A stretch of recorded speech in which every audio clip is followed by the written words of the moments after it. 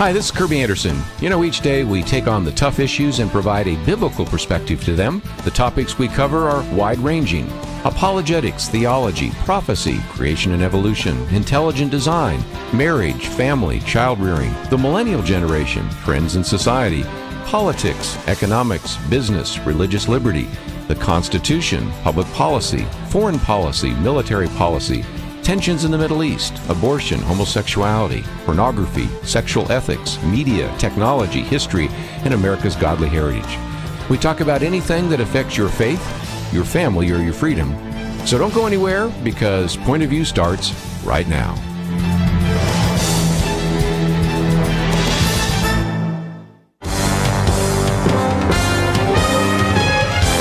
Across America, live. This is Point of View.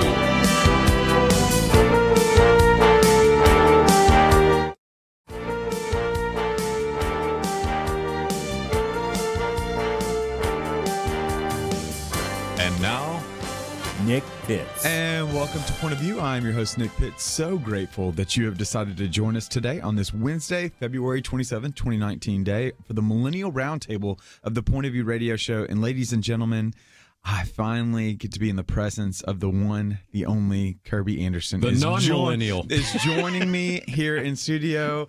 Been so long. Feels like the longest time. Insert song lyric here. I feel so good.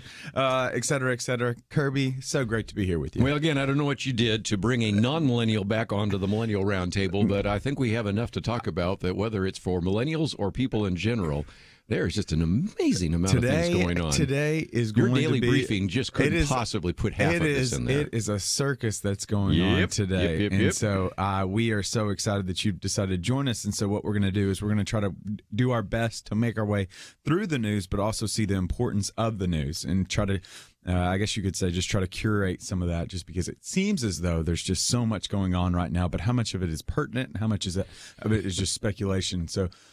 but we're going to make our way through. We've got right now, as we speak right now, we have got Michael Cohen that is testifying before the House Oversight Committee right now. We'll share a little bit about that. Then we've got President Trump is in Vietnam right now because he's have a summit part 2 with Kim Jong-un of North Korea. You've got the situation in Venezuela right now where you've got Maduro that is just continuing to rain havoc upon the people of Venezuela. And then we also have what happened in the House. We've got the House is going to take up the infant and life bill, what we know from just even what seemed like an eternity ago, but was really just less than 48 hours ago, that the Senate rejected the infant unborn live bill, which indicated that a child that is born would not allow medical professionals to be able to interact. And so we'll kind of unpack some of the details of that. But then, as always, we'll be taking some of your phone calls as well as some of your questions as well that you might have. And so you can call in at 800-351-1212. Again, that number is 800-351-1212. Or you can jump over on Facebook, facebook.com/pointofviewradio. And you can add your voice to the conversation. So I might add one more thing, and that is we just had the oral arguments today for the Cross case. My goodness, yes. And, of course, we'll have Kelly Shackelford in studio Friday, but I'll see if even tomorrow on my program, where I guess they'll let me sit in that chair and host, we'll see if we can get some comments. So it's just a good illustration from religious liberty to Venezuela to, of course, the political campaigns, North Korea, and, of course, testimony right now, and questions about medical ethics and sanctity of human life. Boy, this is a good time to be writing a daily briefing and doing Point of View. You know, that's one of the things. So Kirby's always so gracious enough to be able to point out that I write a daily briefing. And what was so fascinating is my top story today was what I thought would be a top story about the migrant children. Right. Migrant children. There was a report that was put out that indicated that over the past 4 years, upwards of 4,000 children have been sexually abused in U.S. custody. Now, this isn't simple. One, it's atrocious, full stop. It's horrible that this has happened. But one of the things that they found was a lot of it was happening between the minors there. And you would think that would be top news. But there is so much going on right now, that we're not even able to process what traditionally would be breaking, top news, captivating everyone's attention right now. But there's just so much going on. And what we know to be true, especially in the in the President Trump era is everything tends to revolve around President Trump. Hence the reason why you've got the Michael Cohen, then you've got the Kim Jong-un in this summit, as well as reaction with the Vietnamese leader as well. Yeah, I might mention one more. Your second article is about the United Methodist, and all our listeners out here that are Methodist will say, are you ever going to mention this? Yes. I mean, it's not like we don't understand that all of this is happening simultaneously. It's just you can only get to so much in any particular minute, right? Oh, yes. Okay, so let's jump into it, shall we? So let's jump into. We'll go with what's happening right now. Right now, in the immediacy of the moment. Let's try to think through what's happening in the moment. And so right now, Michael Cohen, who is President Trump's former personal lawyer, a longtime friend, is testifying before the House Oversight Committee. That this testimony, this panel hearing, committee hearing, I guess you could say, has been postponed repeatedly. But one of the fascinating things, Kirby has this interesting nugget that I'll let him share. But one of the fascinating things is it's just really a circus. That's what's happening right now on Capitol Hill, which unfortunately is not the first time that it's happened in so far this year. And the nugget I'm going to share, I want to share again because our Georgia listeners are not on this hour, but they will next hour. And that is a representative from Georgia did the research and concluded that, wait a minute, this is the first time in the history of Congress, and that goes back a few years, as you well know, history major over here, that there has ever been an individual convicted of lying to Congress who then was brought back to Congress to testify. And just think about that one for a minute. Now, that sounds like desperation to me, my goodness, or something. I don't know. And so there was a mix, though, that would happen. So obviously the reason why he has come one of the reasons I'll say why he's come back is, one, the first time he testified was before Republican Congress, and so they brought him in. And so now, since 2018, we've got a new, or 2019 rather, we've got a new Congress that is in session, and Elijah Cummings, who represents, he's the congressman from Maryland, had called in, he's the chairman of the House Oversight Committee, called in Michael Cohen, President Trump's fixer, his personal lawyer, and Cohen has made some allegations. So let's walk through some of these allegations, shall we? Cohen has alleged that Trump knew in advance that the anti-secrecy organization WikiLeaks planned to publish hacked Democratic National Committee emails. He has also sparred aggressively with GOP lawmakers who questioned his credibility and motives for coming forward. He detailed how deeply and personally involved Trump was in the scheme to pay off an adult film actress who allegedly said she had an affair with President Trump, referring to Stormy Daniels. And he described, like many in Trump's orbit, according to the Washington Post, had a long sought to protect the president, but made clear, I'm not protecting the president anymore.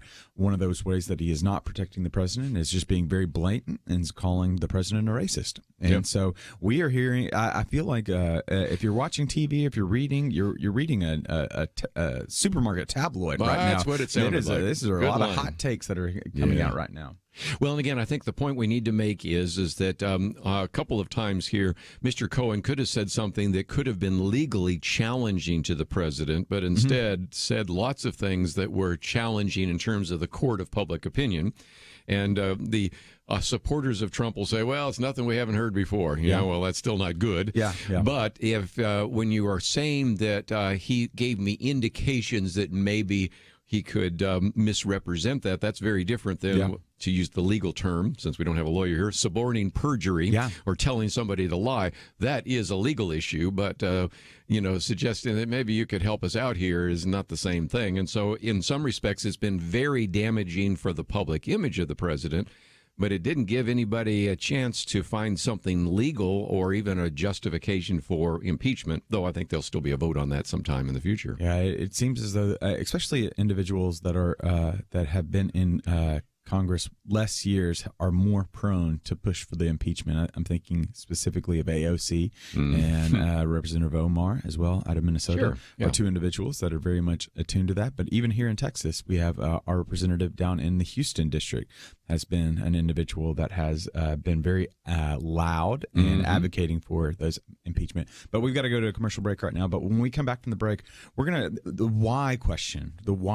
You know the hows, you know the what's. What's the why is this so important? Why are we so captivated by it? We're going to talk a little bit more about that, but we got to take a break right now. But if you'd like to call in, you can share your point of view at 800-351-1212. Again, that number is 800-351-1212.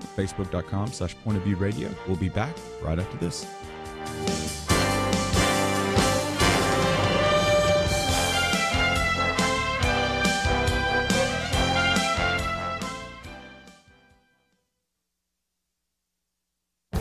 This is Viewpoints with Kirby Anderson. You've heard most of them before. They're little phrases and one-liners that Christians and even non-Christians say in order to encourage you. You might be going through some tough struggles, and they remind you, God won't give you more than you can handle. At a funeral for a child, someone will likely explain, God gained another angel. And of course, there are millions of people who believe that God just wants you happy, and you need to believe in yourself. Fortunately, Shane Pruitt has been willing to tackle these and other false one-liners in his new book, 9 Common Lies Christians Believe. He was on the Point of View radio talk show recently to discuss his book. Shane wrote about these common lies because of his own experience. When his wife and he adopted a disabled child from Uganda, they faced numerous surgeries for him and major emotional challenges. That is why his first chapter addresses the lie that God won't give me more than I can handle. He takes on that misunderstanding both with personal examples and sound biblical interpretation. Some of the lies we believe have been challenged in society. Common lie number 5 says you must follow your heart. Mike Rowe is known for his work on such TV programs as Dirty Jobs and Returning the Favor. No doubt you have seen his YouTube videos or TED Talks about how we are doing a disservice to so many young people by telling them merely to follow their heart. Shane also addresses some important theological errors. Common lie number 6, God doesn't really care, and common lie number 8 is, I don't think God likes me. He hears these comments not only in this country, but even when he has traveled to Africa. I recommend this book for a sermon series, for small groups, and for individual study. We need to reject these lies and embrace God's truth on these issues. I'm Kirby Anderson, and that's my point of view. From roadside attractions, Run the Race. 2 brothers share an unbreakable bond, but life's unexpected adversities put their future in question. Run the Race, rated PG, now playing.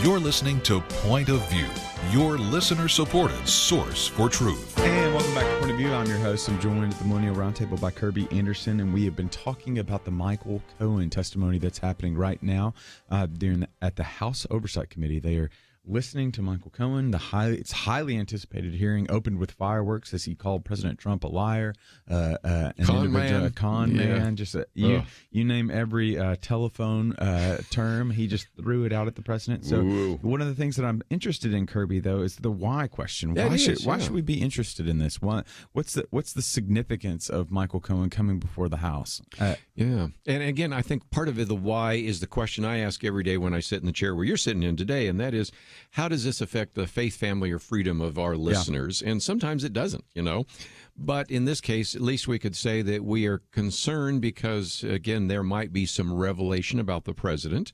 And as the old guy around the table, I remember when certain revelations began to come out about Richard Nixon, we said, this is not looking so good. But so far, and I certainly retain the opportunity to change my perspective given the testimony that comes down, but so far, there are things that are certainly not favorable towards the public image of the president, which has already been damaged both by the press and by himself. But also, it doesn't seem like there's anything legal. And again, if you are the Democrat-controlled House and you're thinking you might want to have articles of impeachment, maybe you're hoping that there is some kind of breaking news, some kind of story that could be used for articles of impeachment. And so far, I don't see those, but maybe I'm not looking at it through the eyes of the Democratic leadership. Yeah, I think one of the things that I thought was really a good distillation of this is the idea that there's one of three things that we're going to take from this, or maybe there's a combination of all three. We're going to see illegal activity by the president, and so whether it was the president directing certain operatives within his campaign to work with Russia, or whether it's directing Michael Cohen to be able to pay off Stormy Daniels and in turn its in-kind contribution that wasn't reported to the Federal Election Commission. I think there's illegal activities that could be eliminated, which I think is something which I think is worthy of merit. It's worthy of consideration, worthy of investigation, and again.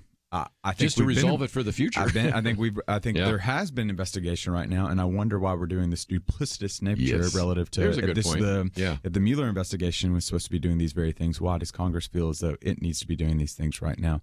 Second thing, I think is obviously the Democrats have there's a rationale for the Democrats bringing before Michael Cohen, especially with just some of his comments that he's made outside this committee, is the fact that he's just very, I don't know if he's bitter, but I know that he hasn't said a lot of nice things about President Trump. And this is bad press for President Trump right now, especially when he's over in Vietnam working with North Korea, Kim Jong-un, and North Korean officials to try to broker some type of peace, denuclearization of the peninsula. And so I think there's that piece to it. And then I think the third thing, which is just increasingly just becoming more and more prevalent in D.C., is just the circus nature that's happening there. Everything from confirmation hearings to even government shutdowns, everything has just turned into just kabuki theater, I guess you could say right now. And especially if you're looking at it from outside of D.C., it's just very distressing to know that if I was doing these type of antics at Dallas Baptist University or here, for example, I would be shown the door and not told the code to get back in. And it's just it's. I mean, if I'm a listener, I'm very frustrated right now. I'm frustrated on a variety of levels. Is that warranted, do you think? I think so. Yeah, I mean, again, there is a time, and again, since I'm the old guy around the table, brought in as the non-millennial, I can remember a time when, even though there would be some outrageous things sometimes said in Congress, I can remember speakers of the House, whether you go back to Tip O'Neill or even some of the more recent speakers of the House, who would say, we just need to really shut this kind of stuff down because this is not helping our perspective. And at a time when, even during the 1970s, there were people in America that had greater respect for used car salesmen than they did for their member of Congress. And that was during a time when they were bringing about articles of impeachment against Richard Nixon. And then you think about the impeachment process in the 1990s, when, again, everybody's saying, whether this was, sex or not, it doesn't really deserve the time and attention of Congress. You would think, as you just pointed out a few minutes ago, the younger members of Congress will say, yeah, let's go get to articles of impeachment. Well, the American people are saying, now, if I remember right, you have 12 different budgets plus an overall budget, so 13 budgets that between now and September 30th need to be passed. And you're spending your time on this instead of trying to eventually get to a point where we pass a budget on time and we no longer have a shutdown. So I think if anybody's thinking this through, they're going to think, yeah, this is just kabuki theater. That's what it's been. So, what would be your suggestion move? Because again, I don't want to give us the false dichotomy that we have to choose between not having any type of hearings, and simply just disengaging from politics, or completely engaging in politics, and then just turning God into it's not in heaven but he's in D.C. kind of deal. That Christian nationalism piece. So what would be your piece of advice for the Christian right now that's trying to make their way through, trying to navigate and try to make sense of what's happening with the Cohen investigation? What would you say? And again, I would pick some priorities, because there are some things that matter. This vote that we'll be talking about in just a minute on infanticide, and a vote on abortion, and what's happened in the Supreme Court, religious liberty. I'd say those are the things that really should occupy your prayer time and your attention. And you have to also say, I'll be mildly concerned about some of the other things, Venezuela and North Korea. But the reality is, this one, I think, moves its way down the priority list pretty quickly. Does that mean you totally ignore it? No. But does it mean you give it the kind of attention that the press is giving it today? Probably not. And I think that's a good kind of balanced perspective. Most of us don't think about politics like you and I do every day, but they should pay attention occasionally because, a year from now, we're going to be in the midst of another presidential election, congressional elections. And so, and I think it would be good to ask your member of Congress, how much time did you spend on these hearings, which went nowhere, and how much time did you spend doing the people's business, that is passing a budget, doing investigation, those kinds of things. Yeah, I think there's you bring up a great point because, again, I think there are issues that we need to be attuned to, right? I think the infant born alive. I think that's an easy issue that it's very easy for us to be attuned to. The idea that the federal government would just protect children that are born. Like, I can't believe we're having to say this right now, but to protect children that are quite literally born alive after attempted abortions. Like Ben Sass says, this is not a partition issue. This is not a tough issue for anybody in Congress. This is apparently for 44 people in Congress. It was. This should not be the issue that it is right now. But so that's an issue. But it's also not to. Again, I don't want to be the guy that just says, "Well, I told you so." But I mean, I'm not going to be that guy that told you so. It's just reality that we knew. We kind of knew who President Trump was before coming into office. Yeah. We knew about the Access Hollywood. We knew about some of the open philandering. We knew that we were electing a man that had been put on the front page of Playboy. Like, that's just who we knew, and that's just who we voted for. That's who we supported, or I guess some people supported. So I think that, and to a certain degree, that a number of people in the Electoral College was able to elect him to be president. And so now it's just. We shouldn't be surprised by this, right. But we should be disappointed. Especially from a biblical standpoint. My support of the president is contingent upon his propriety. Like, it's very clear in 1 Timothy 2. Like, I'm supposed to pray for those that are in elected officials. I agree. So this is just a piece of it that we've got to deal with. And then I think one of the things that I think would be very interesting, Kirby, and I'd love to hear your thoughts on this, is the reality that sometimes we get so attuned to what's happening in Washington that we forget about what's happening in our own local governments and municipalities. There's a lot of stuff that's happening here in the Dallas area. There's a lot of stuff that's happening here in Texas that's happening that I have a much greater ability to influence than what's happening in D.C. right now. Well said. And this hour is one where we've spent a fair amount of time talking about some of these political issues. We've had different members of the Texas legislature on the program. And the bigger issue is something I have as an appeal that's going out, and that is, I've said it once, I'll say it till people get tired of hearing it. Politics is downstream from culture. Oh, yeah. And if you are having an influence in the culture, how do you have an influence in the culture? Start first with your family, then with your neighborhood, then with your church. I mean, in some respects, we're just seeing the results in the political sphere of problems we've had in the cultural sphere. And that's where I think Christians actually are very able to make a difference, because in your sphere of influence, whatever that is, if you're a doctor, the sphere of influence in the medical community. If you're a lawyer, the sphere of influence in the political community. If you're a mom and dad, the sphere of raising your kids. Yeah. And focus there and focus your time and attention, because that's going to make the difference in the long term. Yeah. So if you're frustrated even by the claims that individuals are making relative to our president, whether they're true or not, if you're frustrated by that, or if you're on the other side, you're frustrated by our president right now with some of the indiscretions that's happened in his past. One of the very direct results that you can do to be able to change that is to be able to raise your kids well, to be able to participate in a Boys and Girls Club, to be that good presence that inculcates values that you don't want to see reflected in national leaders. And so we've got to take a break right now, but when we come back from the break, we're going to switch conversations, shall we? And so move away from them talking about President Trump to what is President Trump saying right now relative to North Korea and in Vietnam. But we've got to take a break. But when we come back, more from Point of View.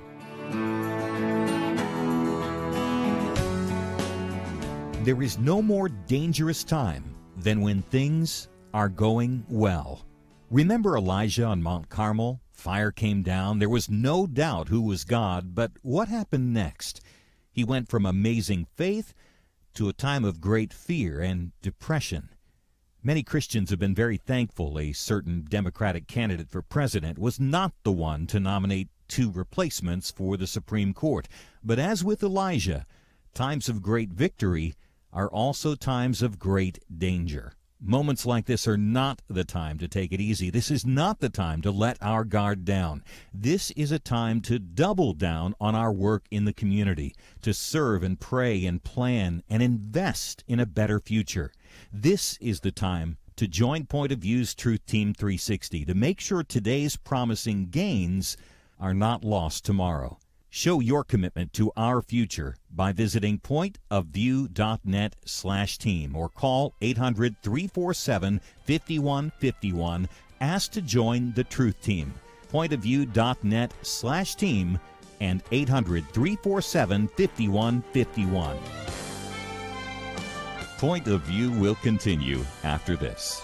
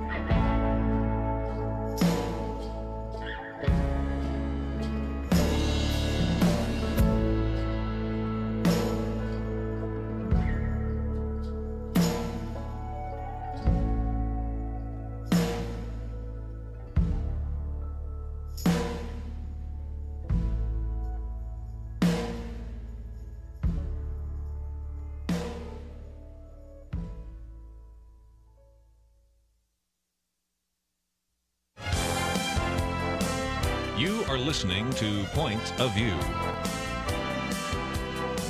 The opinions expressed on Point of View do not necessarily reflect the views of the management or staff of this station. And now, here again is Nick Pitts. And welcome back to Point of View. I'm your host, Nick Pitts. I'm joined at the Millennial Roundtable in studio. We have Kirby Anderson, the man, the myth, the legend, and he has been shedding insight onto the Cohen testimony that's happening right now in the House Oversight Committee. But now we have got the opportunity to talk with Girien Salazar, who's the director of the Faith and Education Coalition for the National Hispanic Christian Leadership Conference. Girien, how are you? Hey, Nick. It's great to be with you, Kirby. Great to be with you all in the studios today. Well, I'm joining you vocally. But I know you're down there in that place called Houston, from what I understand. I just don't understand. You cheer for the Rockets down there. It's just very troublesome. It's either character issues. I'm gonna pray for you. Well, thanks so much. I'm in Houston, but my heart has always been in San Antonio, so I'm a Spurs fan. But, that's another discussion. We'll take the Spurs, I guess. Well, very neat. So Girien, tell us a little bit, just for our listeners that aren't as familiar with what's happening at the Faith and Education Coalition. Tell us a little bit about the mission of the FEC, as well as kind of some of the stuff that you're working on right now. Well, first of all, I want to thank you guys for having me on the show. I was listening to the first half hour, and there was a lot of things on the agenda today, a lot of news that's buzzing around, and to give a place for education to really kind of be a part of that discussion it speaks a lot of what your program's about. So I thank you for that. But the Faith and Education Coalition, we're committed to the message of high standards of education, high quality education. And that's a discussion that's happening all around the nation, but oftentimes that voice isn't being heard from the Hispanic community, and less so from the Hispanic faith community.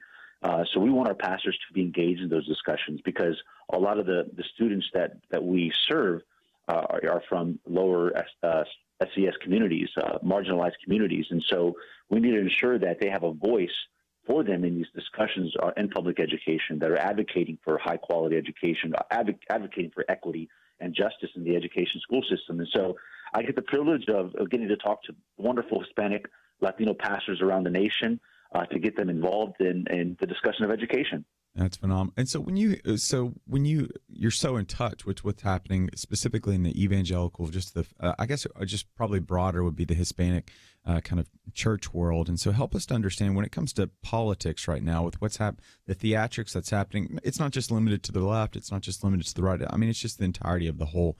Is this a rationale? Is this a reason for individuals to be disengaged from it? Or are you getting a sense that individuals are more engaged, wanting to step forward and try to be the solution to the problem that it seems right now that's just continually multiplying in D.C.? What's your take on that? Well, I think that I think all around there's a desire to want to get involved. Yeah. You see that in social media. People are posting, people are discussing, people are saying things that they probably wish they could take back. But, everyone's engaged. But I think that there's certain people that maybe lack the skills, they lack the know-how, they lack maybe the credentials to be involved in those discussions.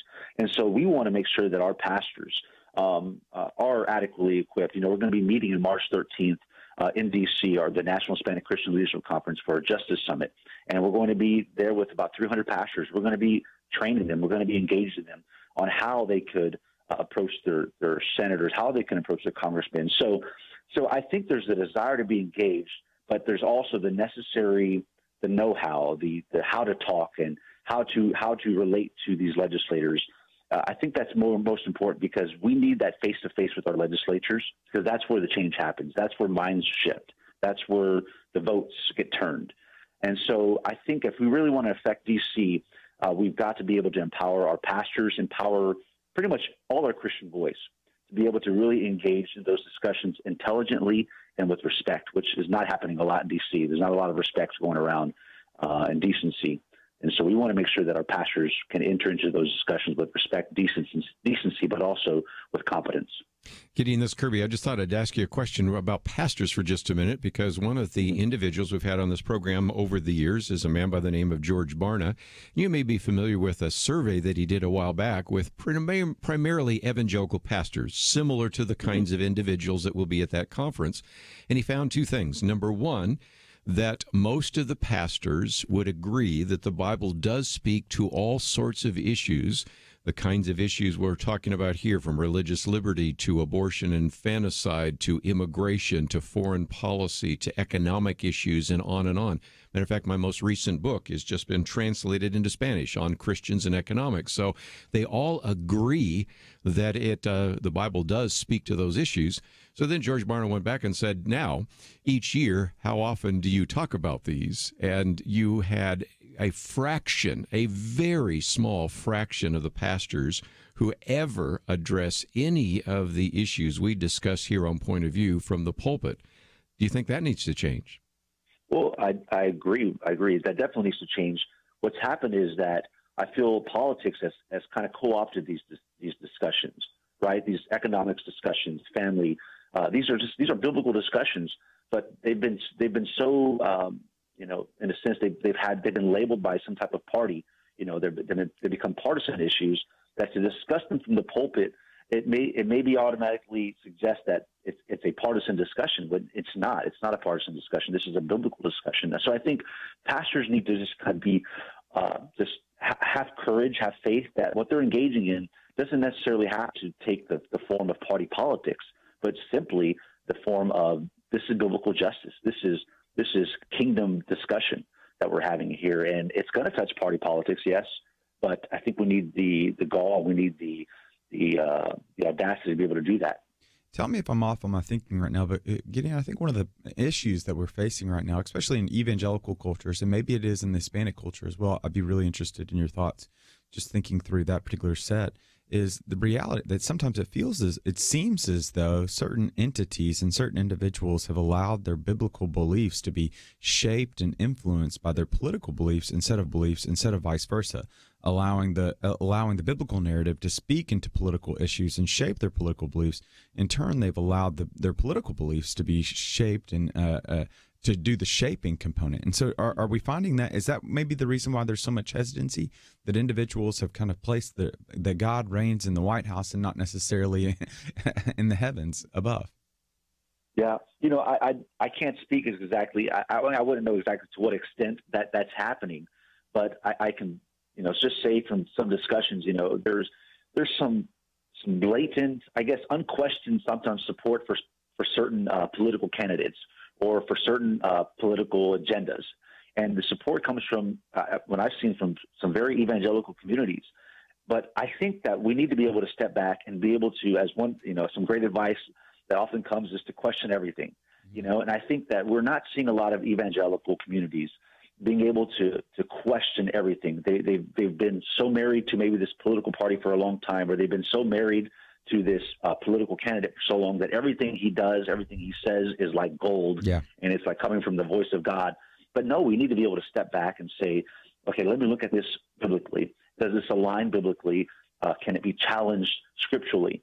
And I think you're very right. We need to be able to differentiate what is merely good politics or good for the I can't really find the word for it, but what is biblical and what is not? Yeah, I think that's one of the, I think about a recent survey that was put out by Lifeway that indicated that 9% of individuals that proclaim Christ that are practicing Christians, and by practicing, the data point was that they had gone to church at least once that month. So 9% had allowed their immigration beliefs to be shaped by the biblical narrative. So that means 91% of individuals that are participating in Christian circles do not allow the biblical narrative to shape their immigration issues, shape their immigration belief. And that's very problematic, because if you just look at the political narrative, then you've been forced into making one of two choices. One, you can't let anybody in, or two, you got to let everybody in. And if you look at the biblical narrative, it doesn't paint that clear a picture when it comes to the immigration issue. You're right, and I think what we need, and this is probably not what a lot of people want to hear, but what we need is good theology, good theology on politics, or political theology of politics, however you want to define that. But you're right. I think a lot of times people are making the case for a specific issue, whether it's building the wall or immigration, and they're looking at specific portions of Scripture, which perhaps it supports or perhaps doesn't support what they're talking about. But oftentimes they're not taking a holistic view of Scripture. They're taking one story and they're not comparing it with what's happening in the New Testament, what's happening in the Old Testament. So there needs to be some good theology coming out of our churches, coming out of our denominations, that are addressing these issues, not just by one scripture or one anecdote, but holistically.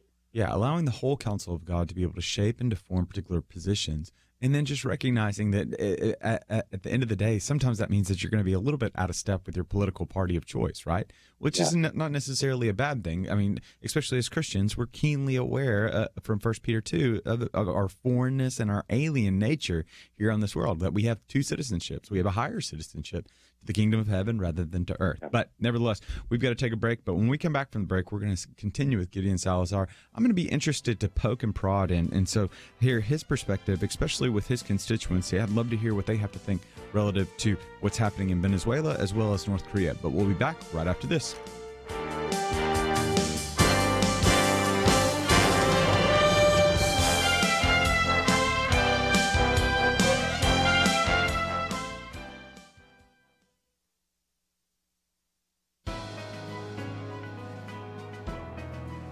Welcome to the First Liberty Briefing. I'm Jeremy Dice. In 1975, residents of Harrisonburg, Virginia, sued their school board. The lawsuit questioned the school's practice of releasing students from school to receive religious instruction. The Virginia Council of Churches had been providing religious instruction for Harrisonburg school children since 1923. In 1963, the classes moved from the public school classroom to off-campus trailers. For about an hour a week, 27 classes of elementary school children, with the consent of their parents, walked out of class and into the awaiting trailers. Those who did not opt into the program simply stayed behind. The United States Court of Appeals for the Fourth Circuit approved of the release time program for religious instruction. The court explained that the school was merely accommodating the wishes and religious beliefs of parents. Any effect of the city aiding religious instruction was merely incidental to their administration of public education. Parents, the court recognized, had the responsibility for the education of their children, including religious education. It's the state's responsibility to respect and accommodate the parents. If parents want religious instruction to be a part of that education, the Constitution provides the space for the state to so accommodate. By releasing children for religious instruction at the request of their parents, public schools show respect for the religious beliefs of their community. To learn how First Liberty is protecting religious liberty for all Americans, visit firstliberty.org. I'm Kelly Shackelford, President and Chief Counsel of First Liberty Institute. Let me ask you, what if America's best attorneys from the very top law firms got together to defend religious freedom in court? That's exactly what's happening at First Liberty. And the best news? We're winning over 90% of our legal actions. Come learn more at firstliberty.org. You'll be encouraged. That's firstliberty.org.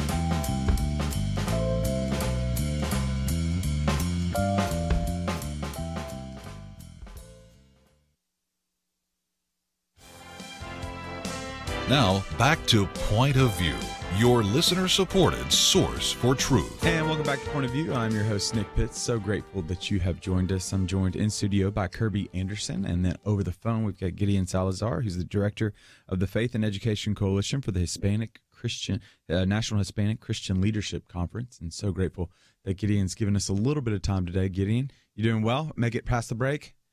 I'm doing well. Man, Kirby hasn't ran away from us yet. No, which is I think is a great success for me. Usually, once people talk to me, they're looking for the quickest exit that they can get, and usually the commercial break service is one of those great exits.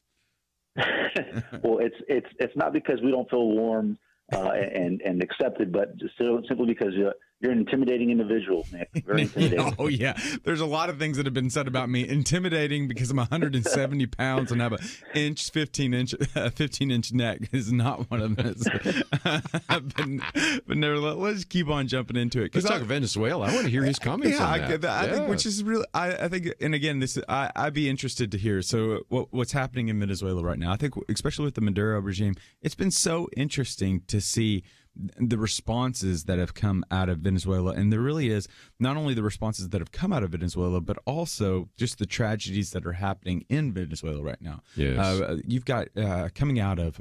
I'm thinking about. I mean, this spans all the way back to Chavez, where they were thinking that he was the eternal Father, and there were certain churches that were worshiping that Our Father, referencing Chavez, who art in heaven. There were reports out. Yes. That Maduro was having these seances to a large degree out of the palace, trying to channel Chavez and continuing Chavez's dream. And then you have continual reports about how Maduro has been so not just antagonistic. He's been so violent, and he's just been a tyrant towards individuals that were trying to sway or move away from that. To the extent that there's upwards of that we can account for 3,000 deaths by individuals that are directed by government forces. And because of that, that's just an ancillary part of just the tragedy that's happening there right now. Upwards of 80% of individuals don't have access to medical care right now. 3 million people have fled the country right now. So help us to understand from your constituency base, as the director for a Faith and Education Coalition, representative of the HCLC, what do you think? What do you make of this? What's happening right now in Venezuela? Well, my wife, she's her mom is from El Salvador. Oh wow! And so she came over to America for very reasons of fleeing a government system, crime that was just rampant in their nation, and so this is something not foreign to Latin American countries. We've seen, I think it goes back just to the what makes our country so unique and special. And I'm not saying it's elect or anything like that, but definitely special is the fact that, we have entrusted the government to do very specific things. And when it fails to do those things, we can address those issues. And when it's trying to do things it shouldn't do, we have a voice. We can be able to confront that and say, no, you need to stay in your lane.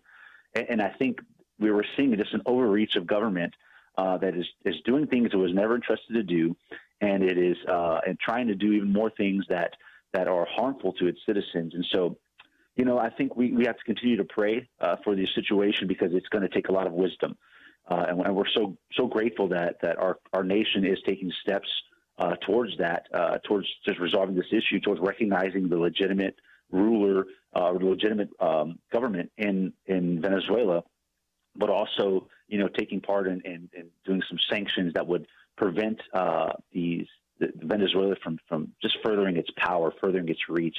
Maduro regime. It's sad to see what's happening there, but sadly it's not foreign to Latin American countries, and so there's a lot that we need to be able to export. And when we talk about exporting democracy, we need to talk about exporting democratic republic principles as just alongside that. So there's just a lot there, and we're praying for them. And I know a lot of people that I run into a family that owns a cafe not too far from where I live, and they're a young couple, and they're from Venezuela. Wow. And so I imagine that the reason they left many years ago was just seeing the uprising. Semblances of this. Yeah. I mean, the writing was on the wall. I mean, Kirby, you could speak well of this. The idea, like, Chavez had a vision, and that vision was a socialist vision. And you know what?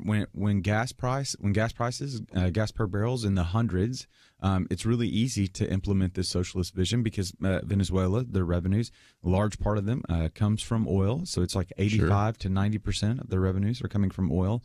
But then when gas is at $30, $50 a barrel, it kind of changes some of the systems and structures that are in place. And now, I mean, Kirby, we're hearing reports out that individuals are on the Maduro diet simply because they can't get the food. That's right. It's so sad. And they've dropped 24 pounds, on average 24 pounds in a year. And the infrastructure is crumbling right now. The social fabric is just ripping apart right now. And there's just great heartache. But one of the great things that's happening, and I want to commend our president and his administration for this, is the pressure is being put on to Venezuela, to Maduro, to give up the power. But really, I mean, it's just a very a precarious situation down there right now. Well, it certainly is. And Juan Guaido could actually take over, and that might be a positive, because certainly that would be an improvement over Hugo Chavez and Nicolas Maduro. Again, we got to be real careful. I'll just be the political guy here for just a second, because we're talking about the compassion issue, and that is when the vice president the other day, Mike Pence, says, "We stand with you," I thought, Okay, you did your doctoral dissertation on John F. Kennedy. Remember these words? We'll pay any price, we'll bear any burden, we'll meet any hardship, we'll support any friend, oppose any foe. Tell that to the people in Cuba. Yeah, I was about to say, I hear some pigs. So you got to be real careful when we say we support Guaido because he may never be the president. And so I think there's a real difficult set of circumstances. Next hour, we're going to talk about North Korea. Yeah. We'll come back to Venezuela. So I certainly agree with what Gideon is saying. Pray for the poor people there in Venezuela. Pray for those in authority. 1 Timothy 2, we just talked about. Pray for those in authority. I'm not sure what the right answer is, and I'm hoping that President Trump and Vice President Pence and maybe a few other Security Council people, Dan Coates and others, know what to do. But this just can't continue on, and I feel so sorry for the people that have suffered under the regime there in Venezuela. I think that's one of the interesting things. So you talk about some of the political dynamics that are at work. I think one of the interesting things is, again, you've seen it from our president. Our president has come out. The administration has come out specifically. We have Vice President Pence, who's been a very vocal advocate for regime change down in Venezuela. But one of the fascinating things is really outside pressure pales in comparison to the inside power sources, and specifically that's the military. Ian Bremmer, who's at the Eurasia Group, points this out. He says that individuals that the military is the constituency that holds the power. So as long as the military is behind Maduro, Maduro will still remain in power regardless of however many other countries and entities come out in support of other forces, other individuals. And that's what's really interesting. But one of the things that you're finding, though, and Gideon, maybe you can, we'll talk a little bit about this, is the idea that when individuals are fleeing, and over what we know from over the past years, you've got 3 million individuals are fleeing. We don't blame them for fleeing simply because the horror that's happening down there, the violence that's happening down there.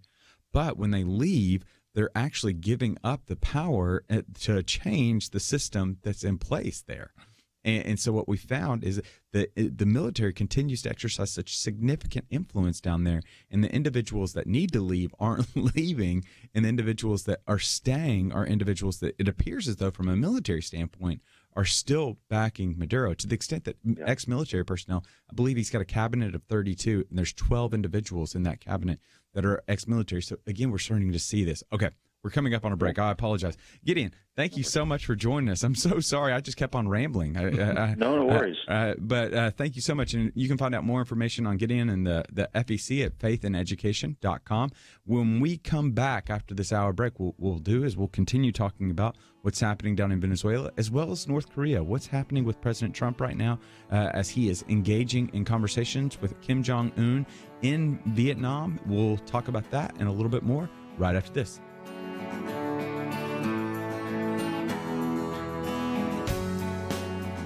Why should you become a partner with Point of View Radio?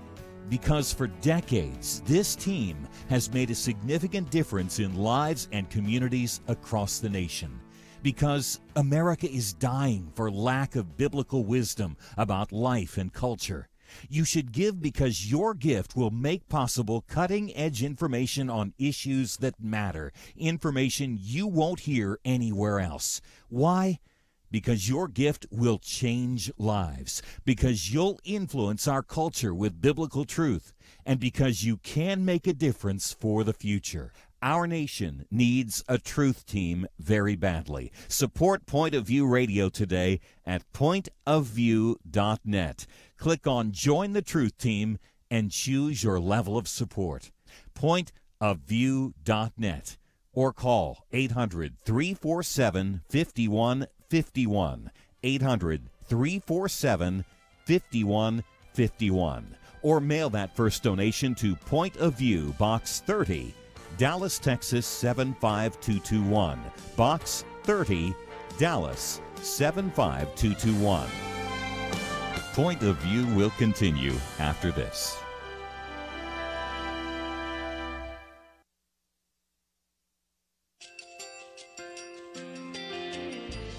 I just want to thank you so much for all the wonderful programming you have.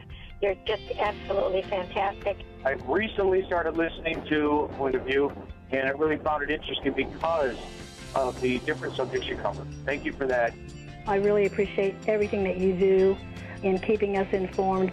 Thank you, Kirby, for everything that you have been doing I appreciate all the work that you're doing, advocating for the Word of God. Thank you so much. Point of view, I think, is absolutely necessary because it's a Christian perspective, a biblical worldview perspective, and receive very current, up-to-date information about what is really going on, week to week in our culture, which is changing so rapidly, and yet it's morally sliding backwards. Yeah, I'm just, first of all, I thank you guys. Y'all's program is wonderful, and enjoy it every day. I learn so much every time I listen to it. Point of View Radio Talk Show.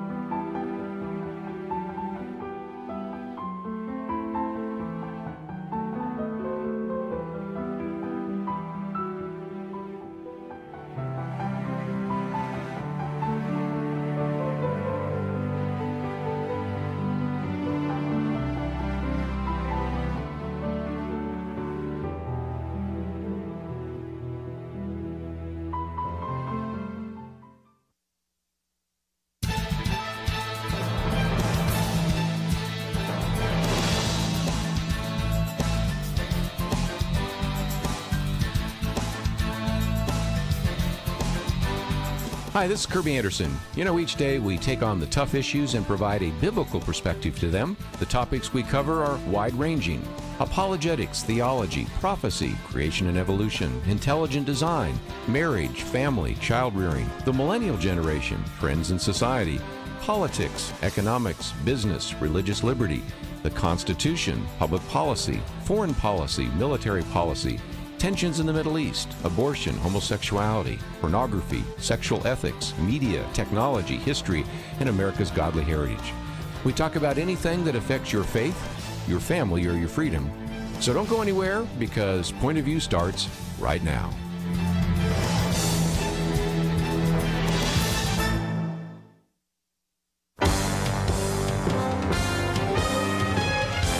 Across America, live. This is Point of View.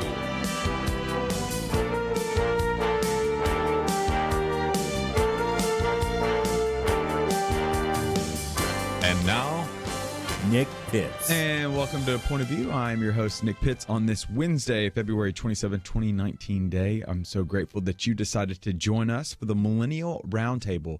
And specifically, I am grateful that the honorary millennial, the one, the only, the man, the myth, the legend, Kirby Anderson, has decided to endure punishment by putting up with me for 3 hours.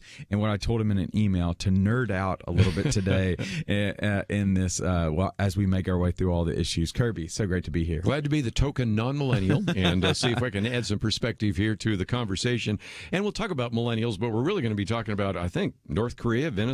We just had a vote on this issue of infanticide. We had the oral arguments on the Cross case and all sorts of other topics that you probably want to focus on. It seems like we're going to, so for my millennial listeners that are attuned, or maybe our parents that had bought it, we are going to be like Carmen Sandiego, and we are going to be making our way around the world. Or I don't know if Al Roker still does this. Where in the world, or Matt Lauer rather. Oh, well, I know Matt Lauer's not doing it anymore. Where in the world is Matt Lauer? So where in the world are we going to go? So just stay tuned, because we're going to make our way through the world. Specifically during this first hour, we're going to talk a little bit more about Venezuela, continue the conversation that we were having during the first hour, but then we'll also jump over to North Korea right now. Or specifically, we'll talk about North Korea while President Trump is talking in Vietnam right now. Or I imagine he's probably sleeping in Vietnam right now, or should be sleeping. He might be tweeting. We don't know what he's doing.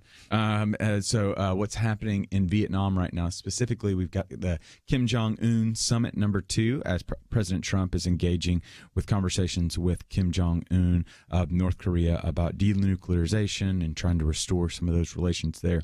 And then we're going to, obviously, we've got to talk about what's happening up in D.C. as well in the Bladensburg case. And so a good friend of the show, good friend of Kirby, Kelly Shackelford of the First Liberty Institute, and their team is arguing very diligently for First Amendment rights, first religious liberty, and so we'll rehash that and maybe share a little bit of comments on that. And then obviously one of the things that I'd like for us to talk about is what's happened in the Senate, the most august body that the world has ever seen, and their willingness for 44 individuals to stand up and say that they refuse to protect a child that has been born, that even though that child survived an abortion. And so what that speaks about our country, what that speaks about us as a people. And so we'll be talking about a little bit about those topics. So just a few things we'll be talking about. Just a few things. Let's be honest enough to say that you also write a thing called the Daily Briefing, and your first 2 articles we haven't even mentioned yet, which shows you that in a normal day, the first article that you have here is one about the fact that many of these migrant children have been sexually assaulted. Maybe we'll get to that. And then another article on the United Methodist tightening the ban on same-sex marriage. On a normal news day, we might lead with those stories. They might even be front page stories, and they may not even get covered in the next 2 hours. Well, one of the things, Kirby, I want to do, so our listeners know, Kirby is the president of Probe Ministries, and what we also know, if you listen to Kirby for a long enough time, you realize how hateful a person he is. And so the SPLC put out their hate groups of 2018, and again, Kirby, do I tell you congratulations for being?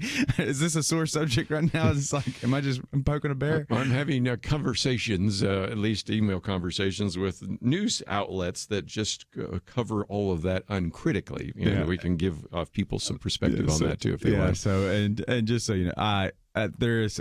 If you ever, like, I know that there is a side of the news that continues to lambaste certain entities and continues to laud other entities like the SPLC.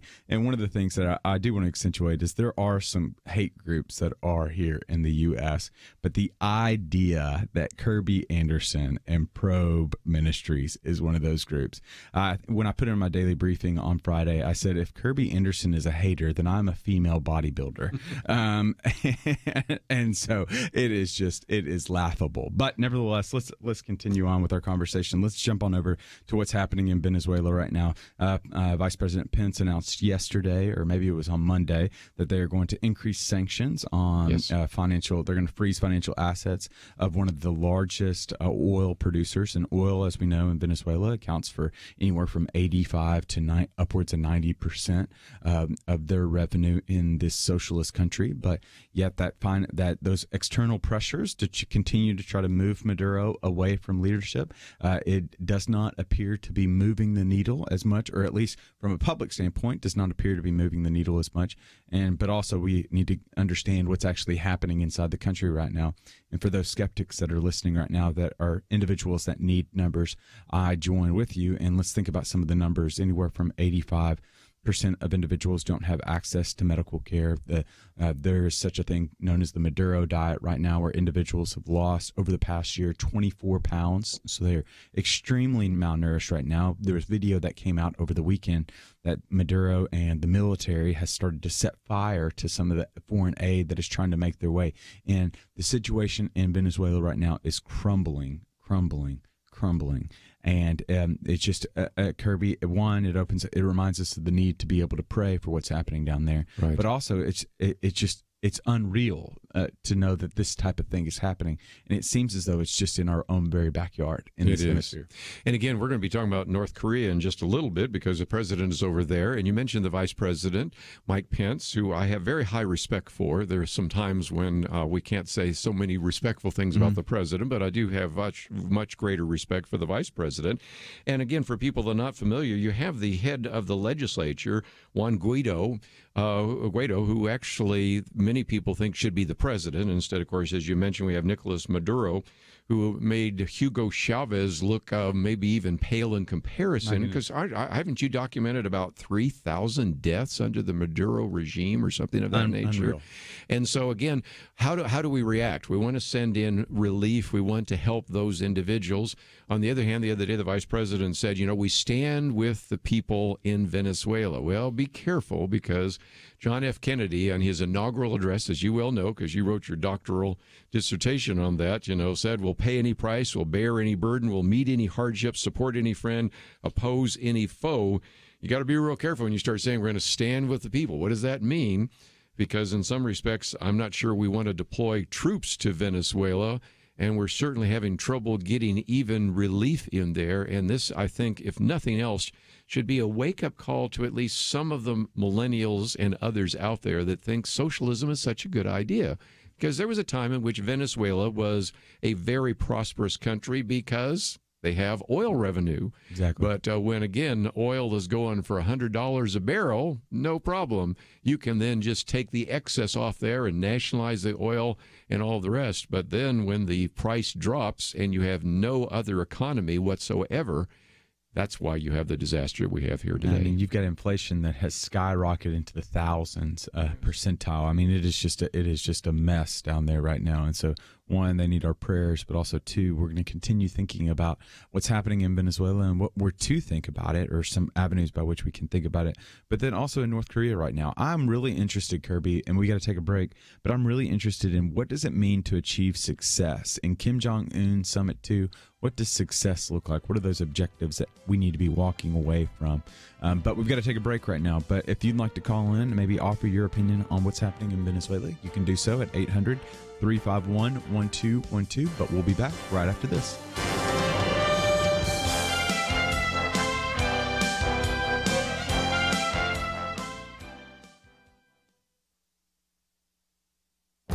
This is Viewpoints with Kirby Anderson. You've heard most of them before. They're little phrases and one-liners that Christians and even non-Christians say in order to encourage you. You might be going through some tough struggles, and they remind you, God won't give you more than you can handle. At a funeral for a child, someone will likely explain, God gained another angel. And of course, there are millions of people who believe that God just wants you happy, and you need to believe in yourself. Fortunately, Shane Pruitt has been willing to tackle these and other false one-liners in his new book, 9 Common Lies Christians Believe. He was on the Point of View radio talk show recently to discuss his book. Shane wrote about these common lies because of his own experience. When his wife and he adopted a disabled child from Uganda, they faced numerous surgeries for him and major emotional challenges. That is why his first chapter addresses the lie that God won't give me more than I can handle. He takes on that misunderstanding both with personal examples and sound biblical interpretation. Some of the lies we believe have been challenged in society. Common lie number 5 says, you must follow your heart. Mike Rowe is known for his work on such TV programs as Dirty Jobs and Returning the Favor. No doubt you have seen his YouTube videos or TED Talks about how we are doing a disservice to so many young people by telling them merely to follow their heart. Shane also addresses some important theological errors. Common lie number 6, God doesn't really care, and common lie number 8 is, I don't think God likes me.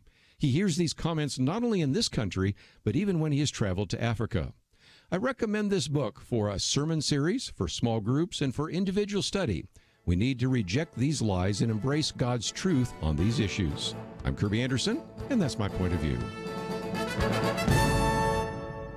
From roadside attractions, Run the Race. 2 brothers share an unbreakable bond, but life's unexpected adversities put their future in question. Run the Race, rated PG, now playing.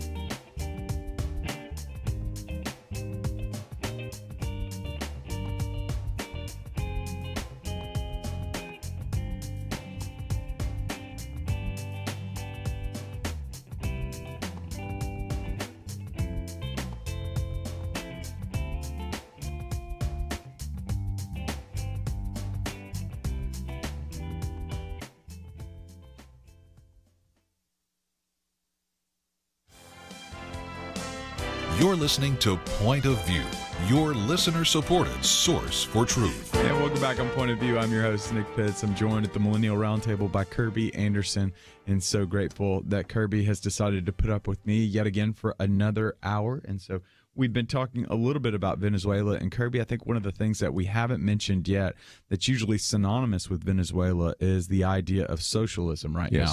And so help us to understand kind of the underpinnings of socialism within the Venezuela system. How do those two co-align one with another?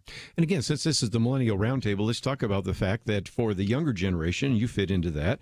When you think socialism, you might think Sweden. An older generation, which would be mine, we would tend to think of the Soviet Union. We would tend to think of the communist bloc. So if indeed your definition of socialism is Sweden or Norway or Denmark, first of all, I've done commentaries saying that even people in Sweden are saying, we're not really that socialist. We've got much more free market all the time. The better example of socialism is indeed Venezuela. Now, socialism, if defined by where the government takes over the means of production, what was the primary means of production for affluence in Venezuela? It is oil. I know that. One of the husbands of an individual that used to work with me was an oil person in Venezuela. And so eventually when Hugo Chavez says this is the golden goose and it's producing all sorts of golden eggs, all I have to do is, put that goose in my little hutch if I can, and it'll just keep producing these golden eggs. And so we'll kick out all of the free market kinds of things that were part of the development, exploration, distribution, refinery Venezuela. And so all of that now is controlled by the government. Well, that sooner or later was going to fail, because one of the things that works very well is the profit motive. And certainly when you're talking about oil exploration and development, refining, transportation, the rest, there have to be some incentives. But if you have it taken over by individuals either that don't have the incentive, or in some cases did not have the expertise, you could see where it was headed long term. It just happened a lot faster, because in the short term, the price of oil went down. And so today, if you want to have a perfect example of a failed socialist experiment, simply look to Venezuela. Yeah, that's great. And so I think that's one of the things. And I want to highlight what we're doing on Facebook right now. So you can write in a comment or question on Facebook on the live video box, and what you say online, we'll try to get to over air. And John is one of those guys that he has posted on Facebook. He says, "Hey, Nick, did Democrats, socialists use scripture to push for policy changes?" And I think 3 verses in particular that continue to pop out whenever you're hearing a theology of socialism is Acts 2, Acts 4, and Matthew 25 specifically. So you have Acts 2, like the sharing together, living in community. There was no need among one another, which is kind of repetitive in the Acts 2 and Acts 4, which are very much descriptive, not prescriptive. So with and in biblical theology, when you're studying a hermeneutic, which is how you study texts, there's descriptive passages and there's prescriptive passages. A descriptive passage might be the idea that Jesus is turning water into wine. It's describing a situation. It's not prescribing us to go and turn water into wine. I've tried that before and failed miserably. Working well for you. Failed miserably. So that's having that hermeneutic when you're doing it. And so I think one of the things that we see, especially specifically in Acts 2 and Acts 4, it's describing a situation. Now, granted, in the biblical narrative, it is very clear. I mean, you can, again, Acts 20, citing Deuteronomy 20, and then also in 2 Corinthians 9, which is one of those beautiful passages that Paul just illustrates the beauty of giving, but that's not government mandatory giving. That's what Paul would say in 2 Corinthians 5:14. Compelled giving by the Spirit of God, not by the government forces. The government's role from a Romans 13 perspective is to restrain evil and not to induce enforced good. But then you have the situation of Matthew 25, which is again is a prescriptive passage personally, and not necessarily upon a government forcing those things. The government that's forcing those things specifically is the one that reigns on high, the one that it says in Proverbs 21, the water of the king's heart is like a channel of water in the King of Kings' hand. And so that's probably much more theology than what you wanted to know, John, but I just thought I would mention that. And I might also mention, too, that one of the booklets that we make available to our donors, and if you'd like to get a copy, it's called Capitalism and Socialism. And I take on, just as Nick did, those passages, for example, in the book of Acts. I won't spend a lot of time, but that was a fairly unique situation, what I call kind of an economic koinonia, in which individuals voluntarily shared the resources with one another. And I recognize that there has been times, and there are times in the history, even of the church, where that has taken place. But again, it's voluntary. Let's come back to Venezuela. Was this all done voluntarily? No, this was at the point of a gun or a rifle. So, and in order to implement some of the kinds of things that socialists like AOC, Bernie Sanders, and others want to implement, they have to be forced onto you. And so you have to increase the size and scope of government. You have to limit the amount of freedom that individuals have. And so there are all sorts of differences between some of those key passages that are sometimes used by democratic socialists to say, well, the Bible teaches socialism. No, it doesn't. And I'd be glad to give you a copy of that booklet. You could read it for yourself, pass it on to somebody else that's just convinced that socialism is going to bring about this utopia in the future. And again, like you look at the ends of socialism seem great, like where everybody's fulfilled, but it just, the means of getting to that particular point are just completely off, and it eradicates equality. It kind of goes back to the Friedman idea: if you put equality before freedom, you don't get either, right? And so you've got to have the equality piece, and in turn with the equality, or you got to have the freedom piece, and in turn with the freedom, one of the things that you continue to fight for is the equality piece, especially when you don't know one another.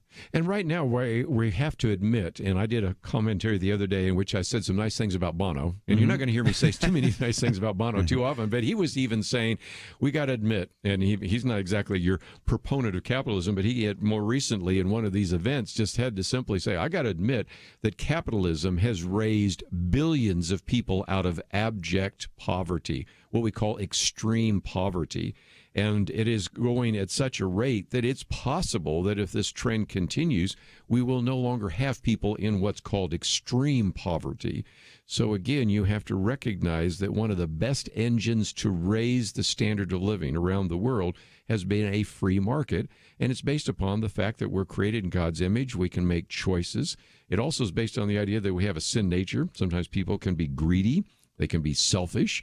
And so a situation in which there is the greatest amount of freedom, then people have the greatest freedom to do good works.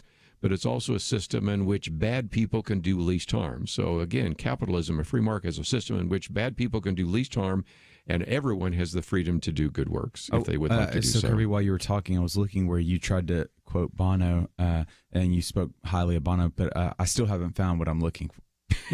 No. Good line. No. Good Okay. Good Sorry. line. Good line. But I think one you of the got to things really know a little bit about music, right, to even get the joke. But I think Kirby brings up a great point. One of the individuals that has helped shape my thinking on this, besides Kirby Anderson, is Robert Novak, The Spirit of Democratic Capitalism. Right? Excellent book. And especially from a biblical standpoint, I think one of the beautiful imageries that he gives us, that he utilizes, is this idea in Genesis 2 and Genesis 3, us tilling and tending that which we've been given. It's the idea that nothing has been given to us, but something has been given to us, the spirit of God, as well as the gifts that God has given to us, and we utilize those gifts and those propensities that he's built inside of all of us to be able to till our plot of land in order that we might be able to use that for his glory and for the world's good, as what we see in Jeremiah 29.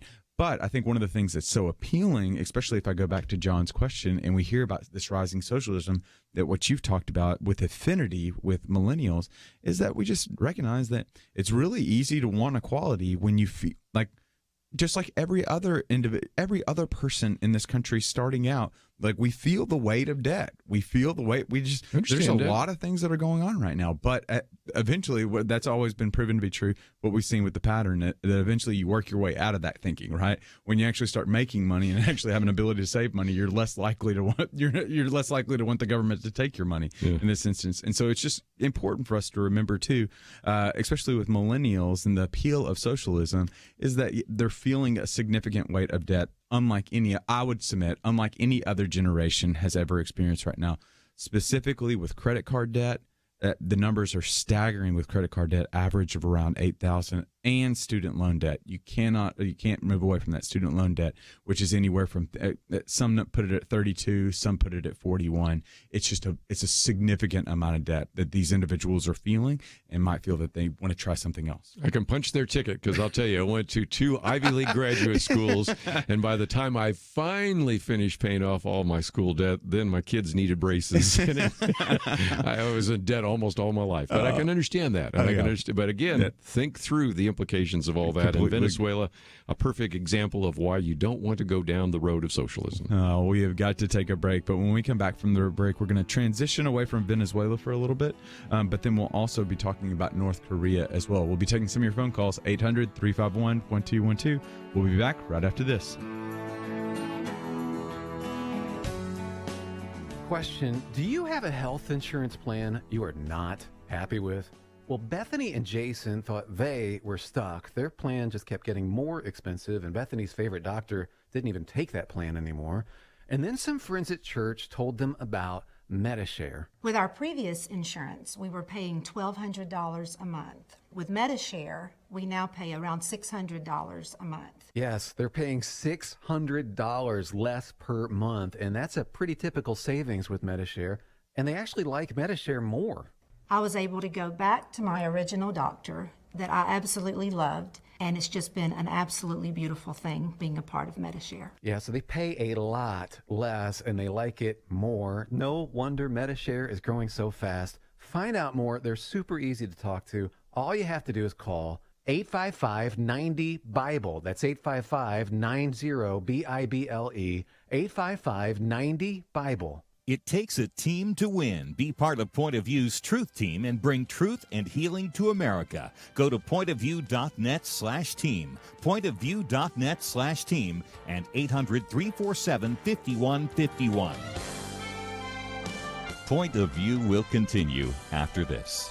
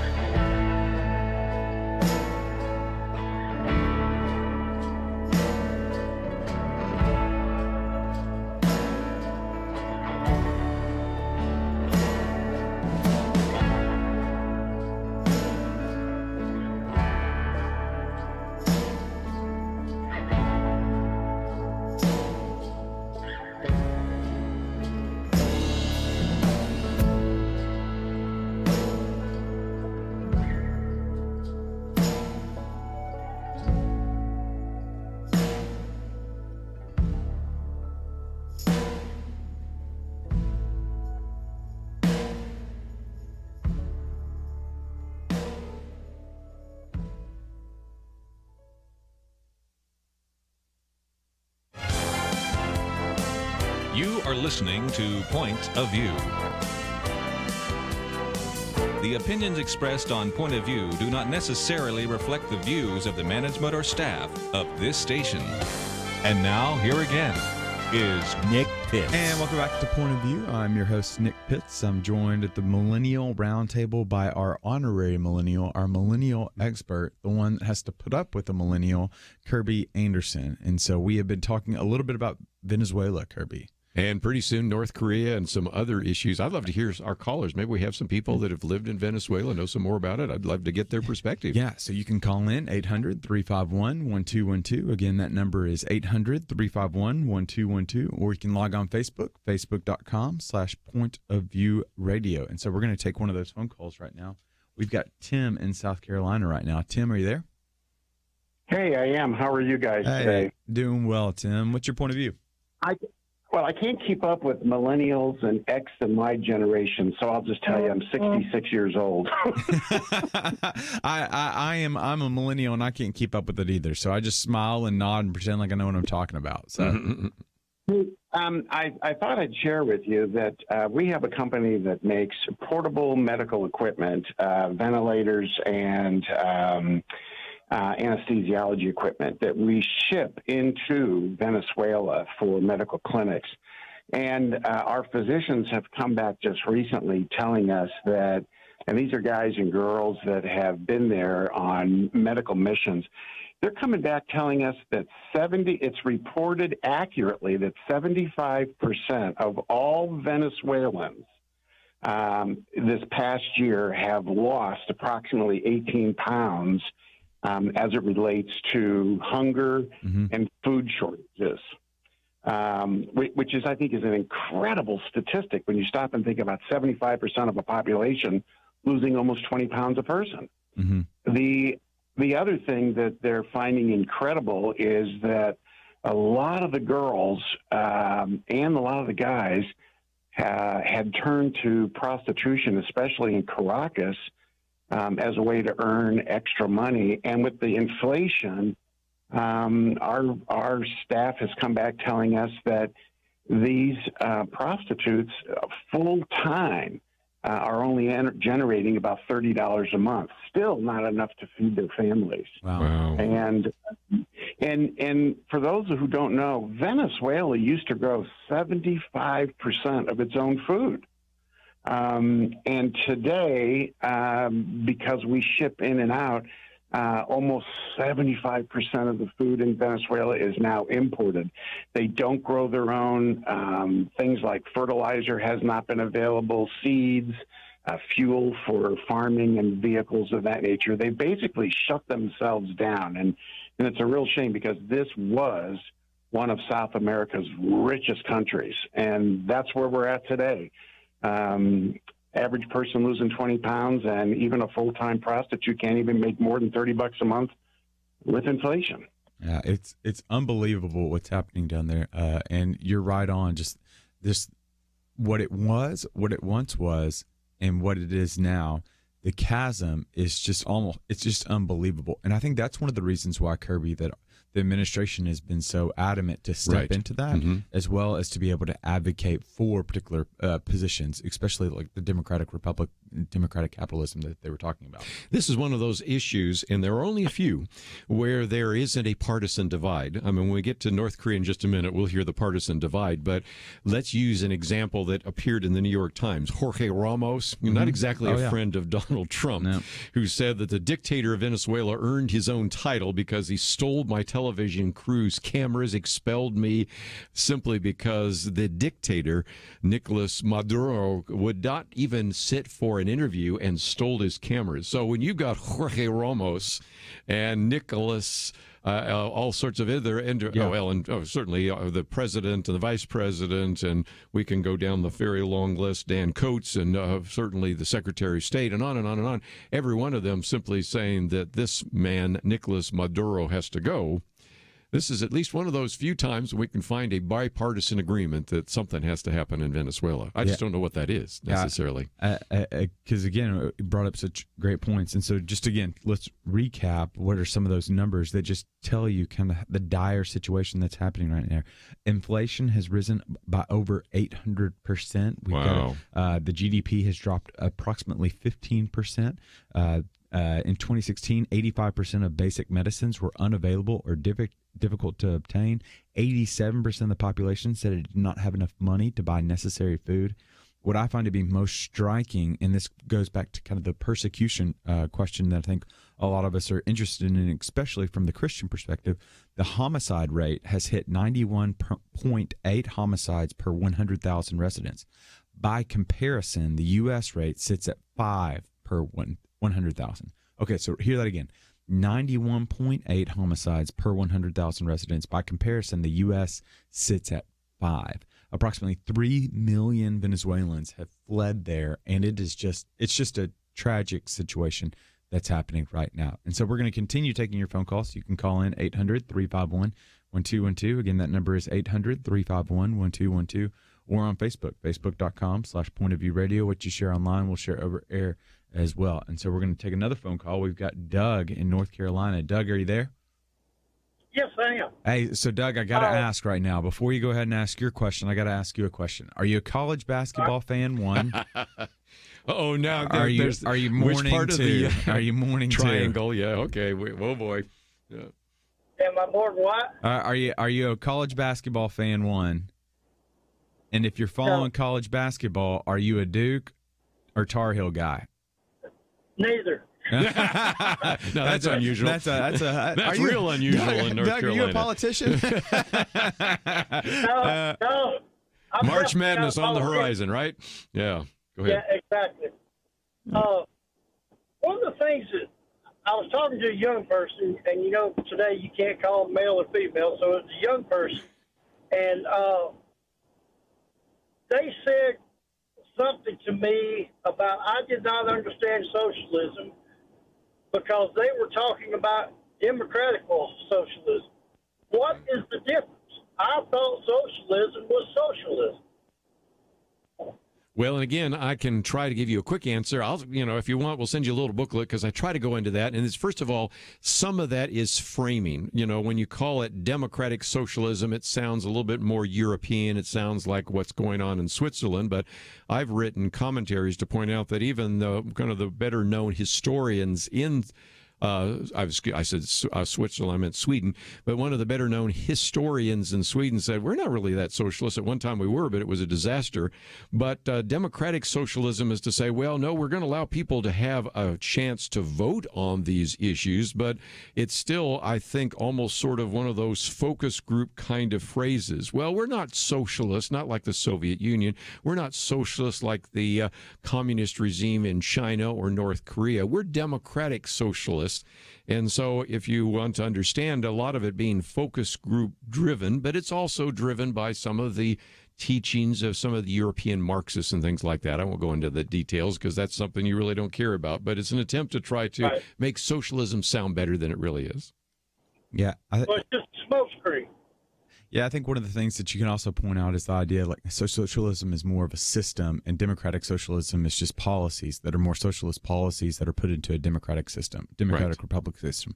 And so, for example, when you have Elizabeth Warren would be a primary example. She's an individual that calls herself a capitalist, but she advocates for socialist type policies. Right. And so she's not advocating for a complete overhaul of a particular system. She's just advocating that socialist policies would be put into a democratic system. And that's another way to be able to think about the difference between the two. Yeah, and again, we've done some programs on Antonio Gramsci and some of the ideas of the kind of communism and Marxism with a human face. We might do those again, Doug, but those are more philosophical issues. The reality is it's simply an attempt to try to say, no, we're not going to force this on you, when really they are. Because how are you going to get this accomplished unless you do take over most of the means of production? You can keep your health care, Kirby. You can. No, I'm just kidding. and if you like your doctor, you can keep your doctor. Yeah. How's that working out for you? Yeah, Dr. Phil, you say, how's that working out for you? It's not working out very well for us so far. Yeah. Well, Doug, thank you so much for your phone call. We appreciate it. And so we are going to have to take a break right now. But when we come back from the break, we're going to transition. We're going to leave Venezuela and we'll make our way over to, I guess, Vietnam to talk about North Korea right now. We're making our way right now. President Trump and Kim Jong-un of North Korea are, I don't know if specifically right now, it might be more, it's the middle of the night there. But what does success look like in this summit number 2 between Kim Jong-un and President Trump? Is it complete denuclearization of the peninsula is what has been, from the American interest, would be very interesting for us and very advantageous for us? Or are we going to see American troops moved out of South Korea right now? We've got a lot of things to talk about, and there's a lot of little particular details that I think will be very interesting to you all. But we've got to take a break right now. But when we come back from the break, we're going to talk a little bit more about this North Korea situation, and specifically, what does success look like? But we'd love to hear from you as well. So if you have a question or comment on North Korea, you can call in 800-351-1212. Again, that number is 800-351-1212, and we'll be back right after this.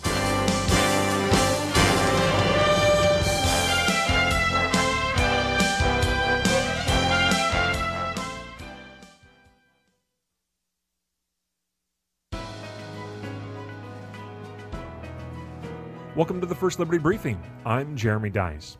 In 1975, residents of Harrisonburg, Virginia, sued their school board. The lawsuit questioned the school's practice of releasing students from school to receive religious instruction. The Virginia Council of Churches had been providing religious instruction for Harrisonburg school children since 1923. In 1963, the classes moved from the public school classroom to off-campus trailers. For about an hour a week, 27 classes of elementary school children, with the consent of their parents, walked out of class and into the awaiting trailers. Those who did not opt into the program simply stayed behind. The United States Court of Appeals for the Fourth Circuit approved of the release time program for religious instruction. The court explained that the school was merely accommodating the wishes and religious beliefs of parents. Any effect of the city aiding religious instruction was merely incidental to their administration of public education. Parents, the court recognized, had the responsibility for the education of their children, including religious education. It's the state's responsibility to respect and accommodate the parents. If parents want religious instruction to be a part of that education, the Constitution provides the space for the state to so accommodate. By releasing children for religious instruction at the request of their parents, public schools show respect for the religious beliefs of their community. To learn how First Liberty is protecting religious liberty for all Americans, visit firstliberty.org. I'm Kelly Shackelford, President and Chief Counsel of First Liberty Institute.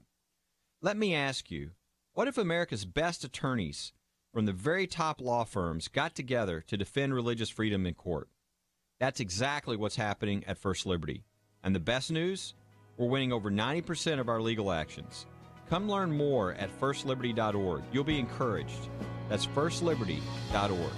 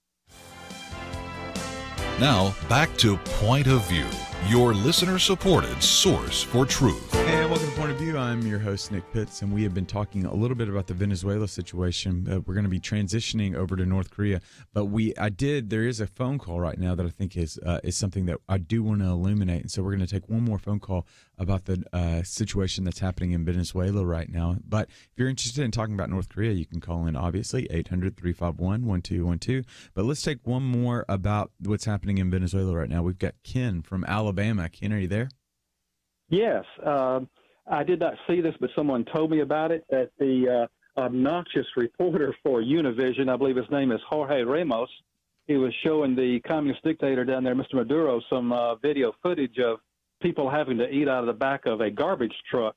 And this incensed the dictator so much, guess what? He locked the reporter and his film crew up. So I guess he got a taste of what it's really like in a socialist communist country. No, yeah. They ended up stealing his equipment, his cruise camera equipment, which is pretty expensive, and expelled him from there. So Jorge Ramos, at least on this one point, might even agree with Donald Trump, and I didn't see that ever coming, just because they all recognize how evil Nicolas Maduro is, even towards anybody. Go ahead. I think he always criticizes what the United States, Mr. Trump, and the wall and everything else we're doing. Maybe got a little bit of education there. Do you classify Venezuela as a socialist country or a communist country? Well, it doesn't matter at that point. I mean, it doesn't really hold to the kind of communist ideals. And I make a distinction there. You know, again, one of my degrees was in political theory, and in order to even get my degree, as Nick will know only so well, you have to pass your language degree. Well, of course, and so I did the Spanish one because I wanted to read a lot of stuff in liberation theology. And so in some respects, especially in places like Nicaragua, Venezuela is a little different. They really sort of adopted this kind of theological, Marxist kind of idea, but it is sort of still more socialism than communism. But at that point, the two blend so much, I would not have an argument about which nomenclature you want to use. Either way, it's just a good example of not what you want to do in this country. Yeah, as a final comment, I'll just say that the late Dr. Chuck Missler said the only difference between a socialist and a communist was a communist has a gun and is in a great big hurry. Oh, man. So, what a line. Thank you very much. Thank you so much, Ken. I appreciate it. Yeah, because, again, we can laugh at it, but, I mean, there's some seriousness to it as well. And we'll close it out with just this. Like, reports are indicating that at least 8,000 people 8,000 deaths have taken place between 2015 and 2017 between officials who've received instructions from the Maduro regime. Once detained, government agents subject these Venezuelans to abuses ranging from severe beatings to torture involving electric shocks, asphyxiation, and other grotesque techniques. I'm just going to go ahead and just lay the blanket term out, grotesque techniques of what they make you do. Maduro proudly boasts that he still communes with the deceased former leader Hugo Chavez. Some reports indicates that he hosts rituals and sacrifices in Chavez's honor as the presidential palace. In some churches, the Lord's Prayer has even been changed to say, "Our Chavez who art in heaven."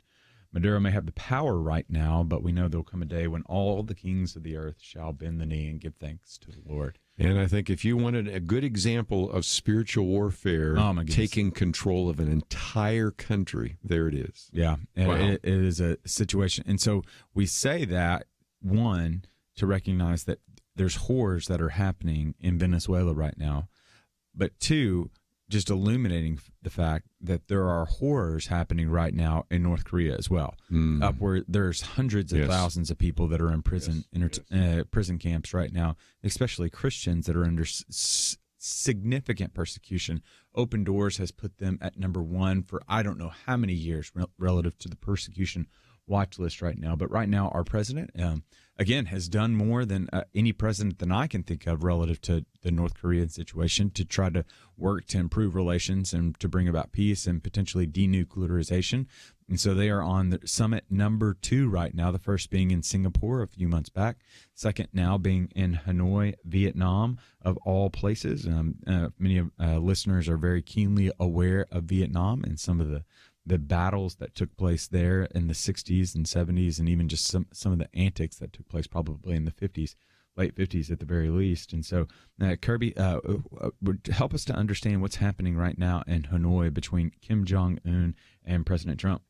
Well, the first thing is, let's again reemphasize what you said. We've had every single year David Curry, head of Open Doors, on this program when they issue their list, and on the top of that list every year is North Korea. Up until this year, the following 9 were always Muslim countries. Now I think India's made it up to 10, but still, you are talking about a level of persecution of Christians that is unprecedented anywhere else in the world.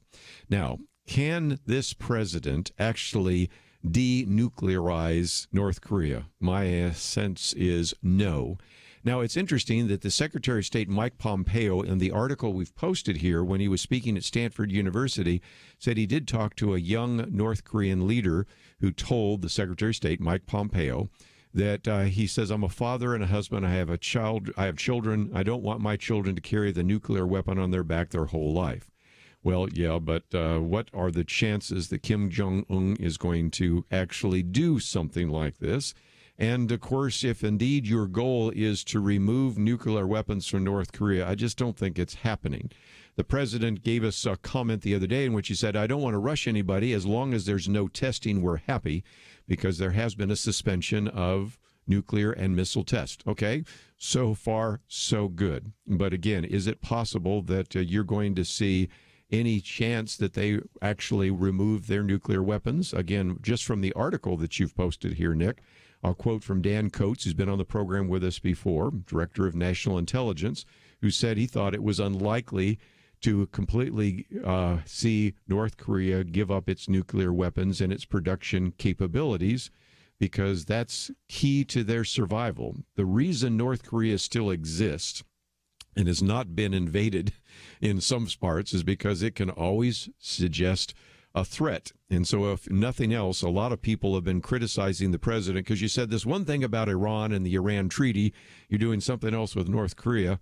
Well, they are different issues. I agree with Mike Pompeo. They are different issues because you don't want Iran to get the nuclear weapon, because you can see what happens when a tin-horn dictator in a really insignificant country in the world has a nuclear weapon, the kind of threat that it can create on the national stage. Yeah, it's really interesting what's happening there, just simply because there's so many dynamics that are at play. One, they're in Vietnam right now, which shouldn't fall on deaf ears right now. Vietnam was a country much like North Korea 40 years ago, but then Vietnam started significant amounts of trading, and that's what we're starting to see glimmers of relative to North Korea. This significant amount of trading that hopefully is able to boost their economy right now. But again, there's significant sanctions that are on North Korea right now just because of their precarious nature.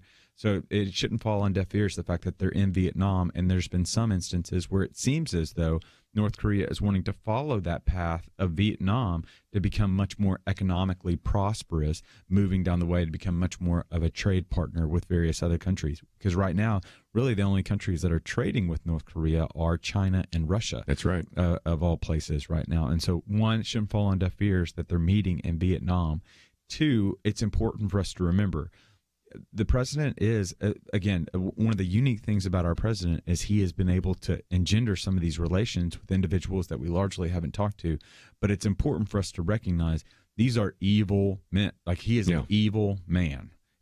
There was a comment that, and we got to come to a break, but I'll leave it with this. There was a comment that was made about, President Trump said there's been a lot of guys that when they're brought up with a lot of money, they just turn out to be bad people. Well, and then he was like, Kim Jong-un hasn't been one of those people. But just a reminder, Kim Jong-un killed his uncle and killed his cousin. He is a bad man that, especially for Christians, kills Christians. And so let's just remember that when we're integrating and trying to think through some of these issues. But we've got to take a break. When we come back from the break, more about what's happening in Vietnam right after this.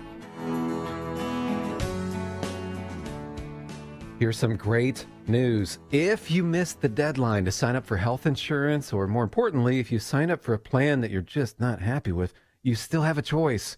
It's called Medi-Share. And Medi-Share is a Christian healthcare sharing program. It's been around for 25 years. They have more than 400,000 members now around the country. And get this, over the years, Medi-Share members have shared more than $2 billion of each other's medical bills, so they could help share your needs too.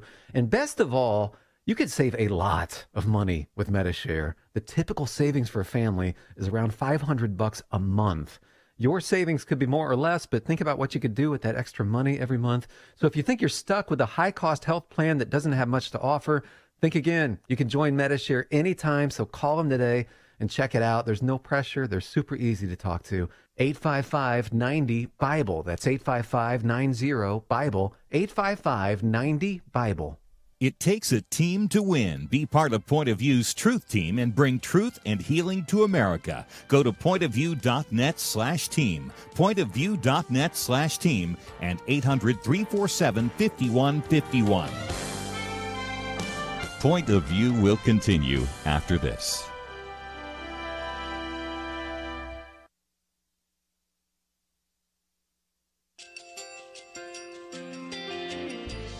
I just want to thank you so much for all the wonderful programming you have.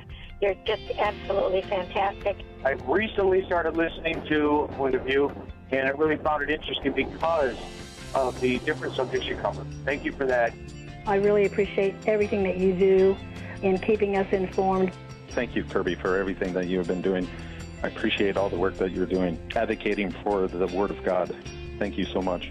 Point of view, I think, is absolutely necessary because it's a Christian perspective, a biblical worldview perspective, and receive very current, up-to-date information about what is really going on, week to week in our culture, which is changing so rapidly, and yet it's morally sliding backwards.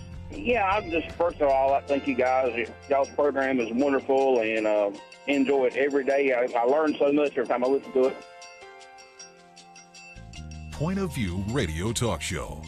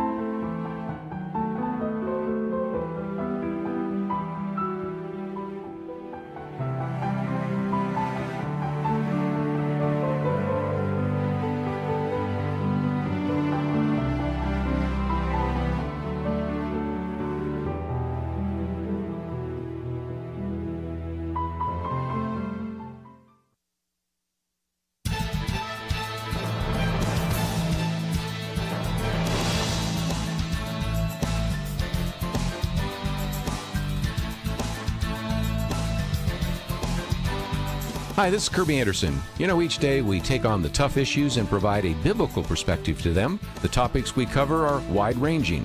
Apologetics, theology, prophecy, creation and evolution, intelligent design, marriage, family, child-rearing, the millennial generation, friends and society, politics, economics, business, religious liberty, the Constitution, public policy, foreign policy, military policy, tensions in the Middle East, abortion, homosexuality, pornography, sexual ethics, media, technology, history, and America's godly heritage. We talk about anything that affects your faith, your family, or your freedom. So don't go anywhere, because Point of View continues right now.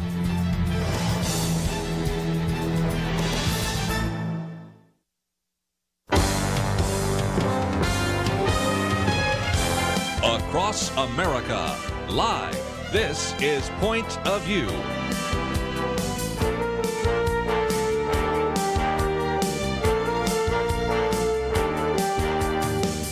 And now, Nick Pitts. And welcome to Point of View. I'm your host, Nick Pitts, for this third hour of the Point of View show on Wednesday, February 27th, 2019. So grateful that you could join us today, and I'm grateful, as always, that we have the man, the myth, the legend, the honorary millennial for the Millennial Roundtable. We've got Kirby Anderson that is joining me in studio. Kirby, how are you? It's all very good, and we certainly have had a pretty good discussion here, and I can't wait to hear from some more of our listeners this hour. we have been all around the world. For our listeners that have been tuning in on Facebook or various other places, so during the first hour, it was just if you weren't listening online, you would have had to listen either in Dallas area or in Minnesota. First hour, we talked a little bit about the Cohen committee hearing that's going on right now. The House Oversight Committee is still interviewing Michael Cohen, who's the President Trump's former fixer, personal lawyer, and now is giving and Kirby had a great little nugget of information that I thought was just so interesting. Kirby, you want to share?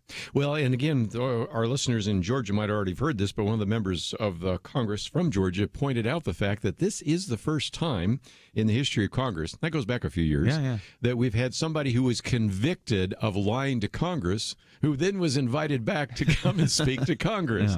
Now, you know as well as I do, Nick, that sometimes you run into some of these people that you, after a while, figure out they just aren't real good at telling you the truth. And that's when I stop asking them questions, right?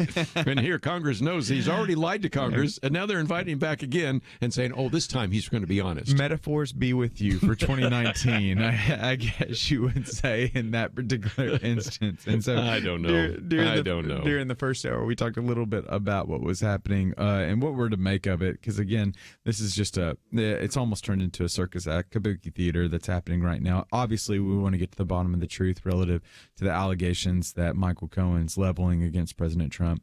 But we also wonder, how much of this do we actually need to pay attention to, which I think is a pretty important question to be asking ourselves relative to the Cohen investigation.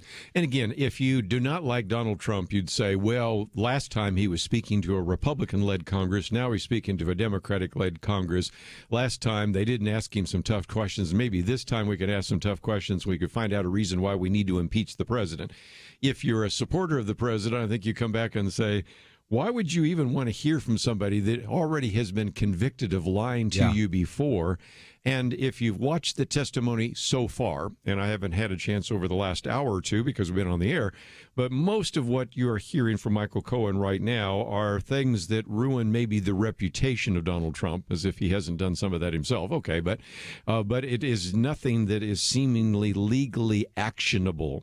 Because if indeed the president has been found guilty of telling someone to lie for him, since we don't have a lawyer here, I'll pretend to be a lawyer, suborning perjury, then that might be actionable. But I'm not hearing those kinds of things being said, and we'll see how that's evaluated in light of both behind the doors testimony and on the other. But I think the reason this was done is in part because some of the leaders of the Democratic Party think it's still possible that they could impeach the president, and for articles of impeachment, they need to find some crimes, so maybe they think Michael Cohen's going to give them some of that. Well, and call me crazy, and again, I know I'm not the sharpest knife in the drawer, but I'm not going to hire a tutor that's failed the class. And if someone's known to lie, then I'm not going to necessarily have them testify. But that's why I am here and they are there, but we'll leave it up to God. And so we were talking about that during the first hour. Second hour, we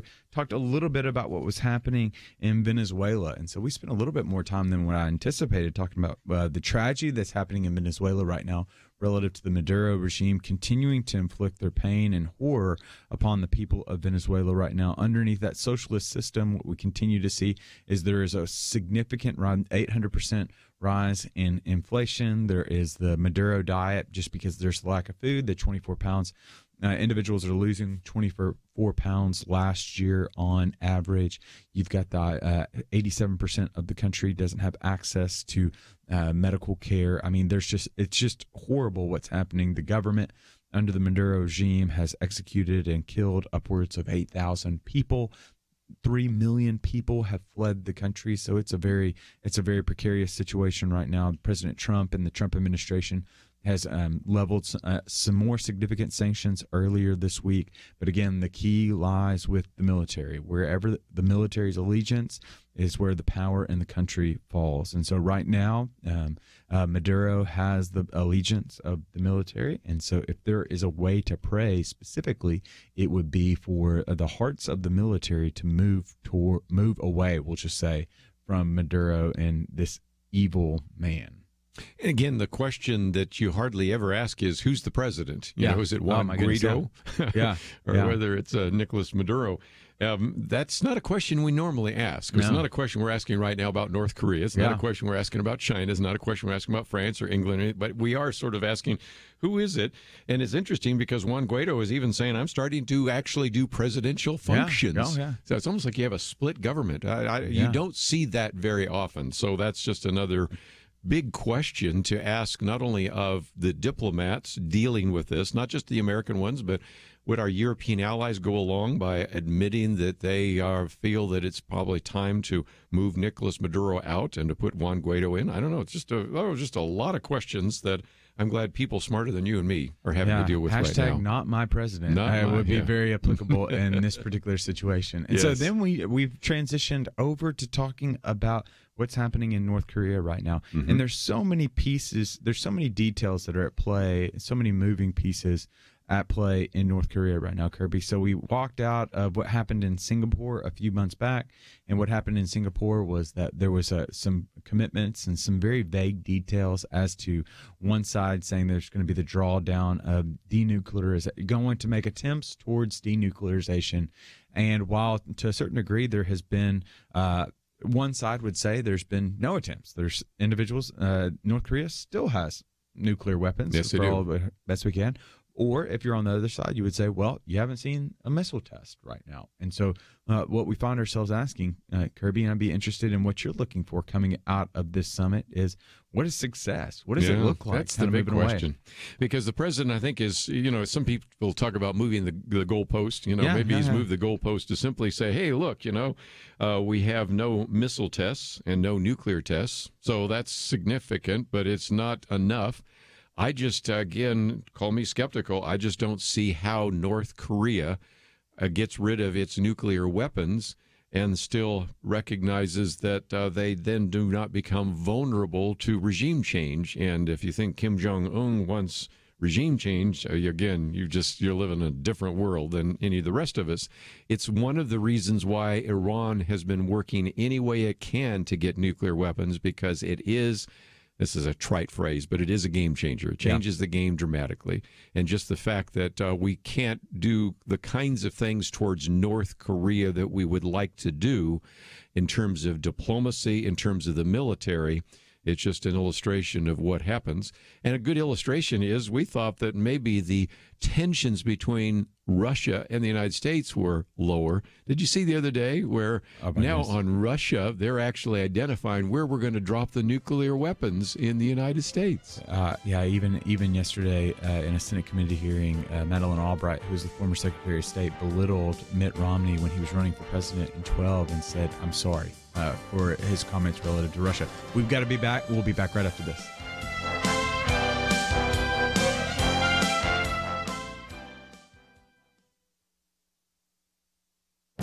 This is Viewpoints with Kirby Anderson. You've heard most of them before. They're little phrases and one-liners that Christians and even non-Christians say in order to encourage you. You might be going through some tough struggles, and they remind you, God won't give you more than you can handle. At a funeral for a child, someone will likely explain, God gained another angel.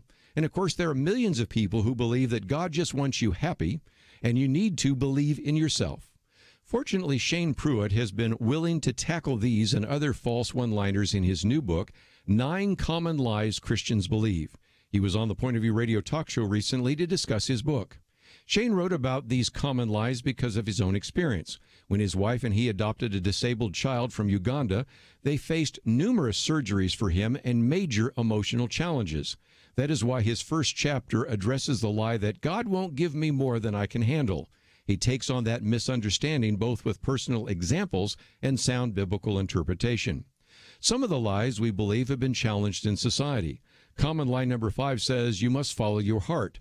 Mike Rowe is known for his work on such TV programs as Dirty Jobs and Returning the Favor. No doubt you have seen his YouTube videos or TED Talks about how we are doing a disservice to so many young people by telling them merely to follow their heart. Shane also addresses some important theological errors.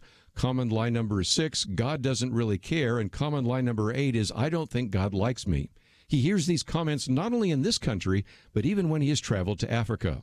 I recommend this book for a sermon series, for small groups, and for individual study. We need to reject these lies and embrace God's truth on these issues. I'm Kirby Anderson, and that's my point of view. From roadside attractions, Run the Race. 2 brothers share an unbreakable bond, but life's unexpected adversities put their future in question. Run the Race, rated PG, now playing.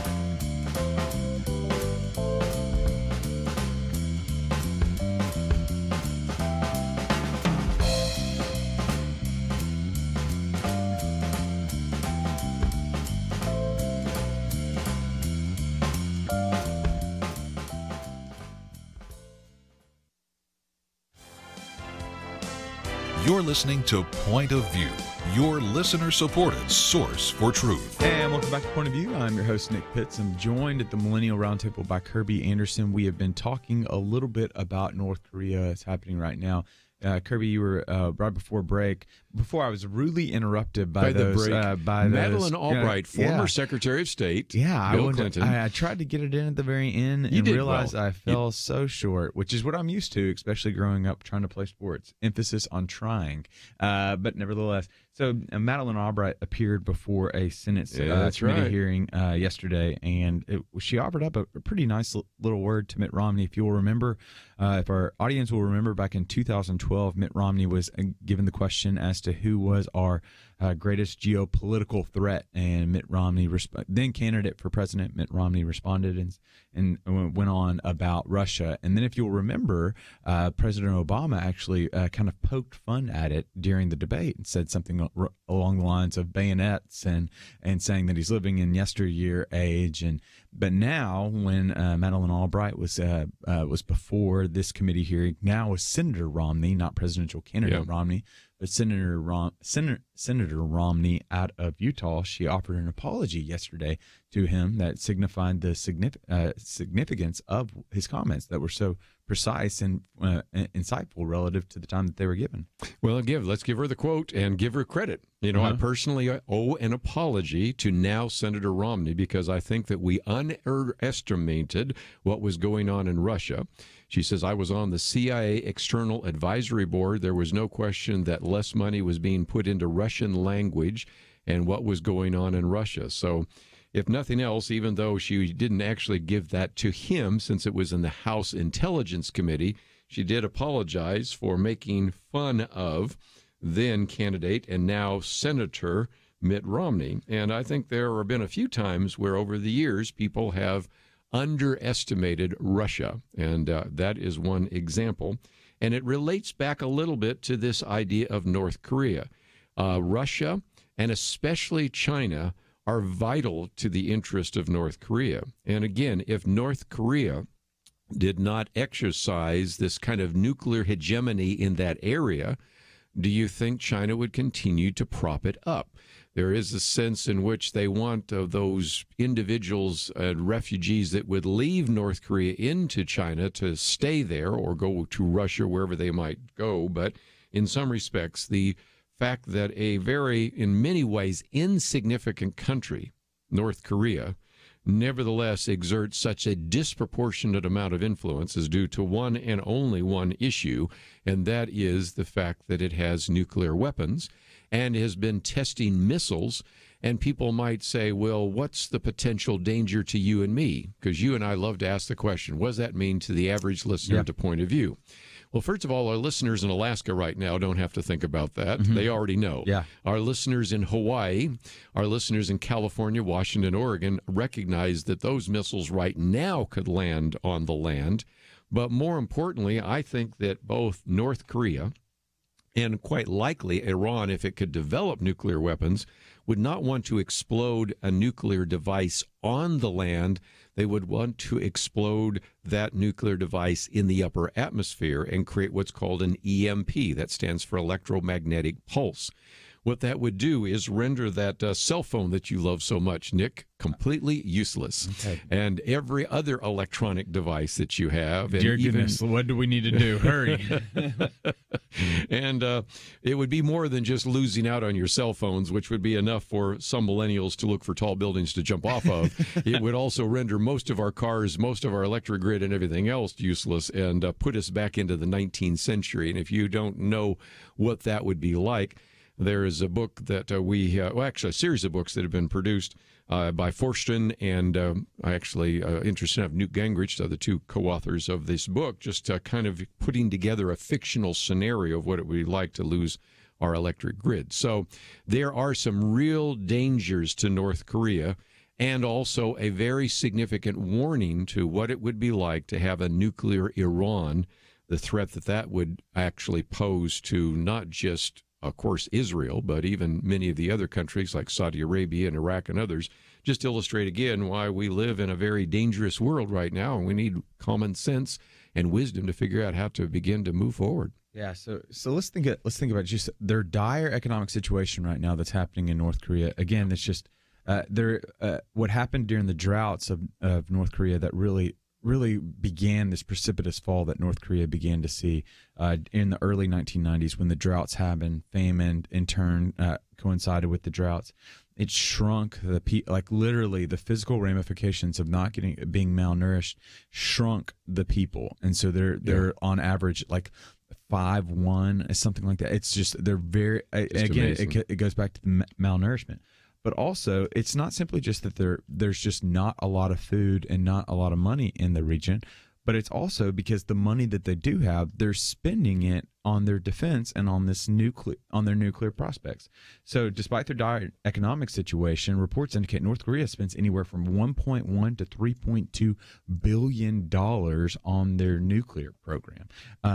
So you have this sense that they are moving in such a way that they're trying to, at least, especially when there were so many test rockets that were going up, they were at least trying to make overtures towards where they might be more of the aggressor and be a respected leader, because that's like entities like Stratfor that continue to offer up this idea that North Korea is moving in such a way that they want to be seen as a legitimate world actor on the stage. In reality, though, I would be interested, especially relative to the success question. What makes whatever happens what constitutes success out of this summit? Are we going to allow a North Korea to be able to exist with nuclear weapons, or do we make every attempt to eradicate all nuclear weapons from North Korea. And in turn, if that's the end goal, what are we willing to give up in order to get that? I think we'll be injured. Are we willing to remove troops from South Korea right now? Are we willing to remove some of these expats from South Korea? Are we willing to ease some economic restraints that are currently on North Korea right now to allow for a little bit more prosperity to happen? I think those are legitimate questions that beg to be answered right now. Those are ones I'd think about putting on the table. First of all, you got to recognize that Alexandria Ocasio-Cortez and the Green New Deal actually wants to cut the military force by half. So they want to bring all the troops back from South Korea. So fortunately, she's not the president. Yeah. And Bernie Sanders is not the president. But again, just as a program note for just a minute, we're going to come back to that later on, because some of the things being proposed right now are the most radical things you have ever seen, ever. And that's just in things like the Green New Deal. But back to the key point. Is it worth, as a good faith effort, to say, okay, we'll pull some troops out, we'll pull some expats out, we will lower some sanctions? I think it's worth a try. I mean, you try all sorts of different things once, and then if it doesn't work, it isn't hard to re-implement those. And there are some actions that might get some attention. And again, don't always pay attention to the talking heads, because if indeed they would actually withdraw maybe a few of the sanctions against North Korea, what's the first question that's going to come at the press conference? Mr. President, Mr. Secretary of State, why aren't you withdrawing some of the sanctions against Iran? Well, again, these are two different issues, as the Secretary of State has been trying to say, Mike Pompeo. But I think it's worth a try. You recognize, as we've said so many times in this program before, the definition of insanity is doing the same thing and again, expecting different results. We know what hasn't worked under the Clinton administration or the Bush administration or the Obama administration. Let's try under the Trump administration something a little bit different. And the fact is that this is one of those other really remarkable times when Donald Trump doesn't really owe his allegiance to the Republican Party or the Democratic Party. Yeah, he ran as a Republican, but, really, how much of a Republican has he been? And how much does he owe to his predecessors doing it the way they do it? Mm-hmm. I mean, he's really perhaps the first president in some time that's willing to think outside the box. So if he comes back and says, I think this might work by pulling some of the sanctions and seeing what kind of action we get from Kim Jong-un, I think I'd support him. Yeah. It'll be interesting, because again, then this is where I would go. What's the role of the U.S. relative to the world stage on human rights? And so I think that's one of the things that I'm particularly interested in, simply because, okay, so you you ease some of these sanctions that are happening right now. And the press has made a big deal about Khashoggi and that what happened relative to Saudi Arabia and him being the journalist that was. All appearances indicate that the Saudi Arabia leadership, Crown Prince MBS, had a hit on him and killed him. Well, then what do we say to? So UN estimates that 80,000 to 120,000 people are imprisoned in political prison camps right now. If we pull back and ease some of those sanctions, how else are we going to put? What are other avenues by which we could send pressure? People in? Yeah, I would say, okay, we can ease sanctions, but what are other avenues by which we can still press our interests, i.e., being the leader of the free world relative to human rights? And I think those are going to be the type of conversations that we need to be entertaining right now. And they need to be on the table, too. What is of the highest priority when dealing with North Korea? We've got to take a break, but when we come back from the break, more on North Korea. We'll be back right after this.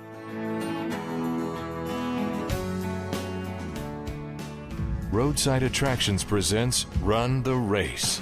Two brothers share an unbreakable bond, but life's unexpected adversities put their future in question. It's all part of his plan, right? God does love you. He loves you like crazy. From executive producers Tim Tebow and Robbie Tebow, Run the Race. Rated PG, parental guidance suggested. Now playing. More information is available at runtheracemovie.com. Jesus said you could find a person's heart by where they invest their money. We at Point of View could not be more thankful that so many demonstrate a love for truth and for this nation by investing in our common mission. Of course, the reality is our team, our truth team, is a small percentage of those who listen. And right now, as they say in sports, we could use a deeper bench.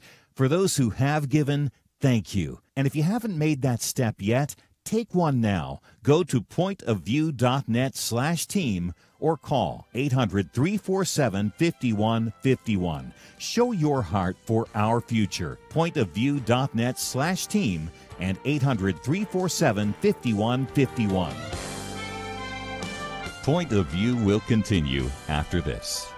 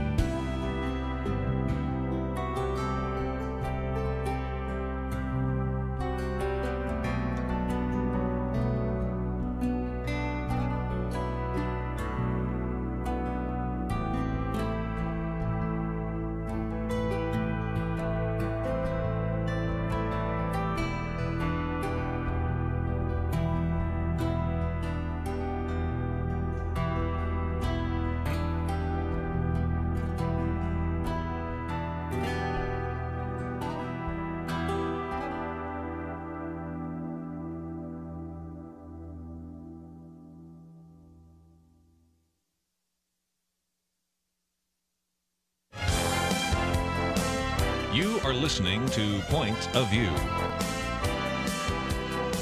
The opinions expressed on Point of View do not necessarily reflect the views of the management or staff of this station.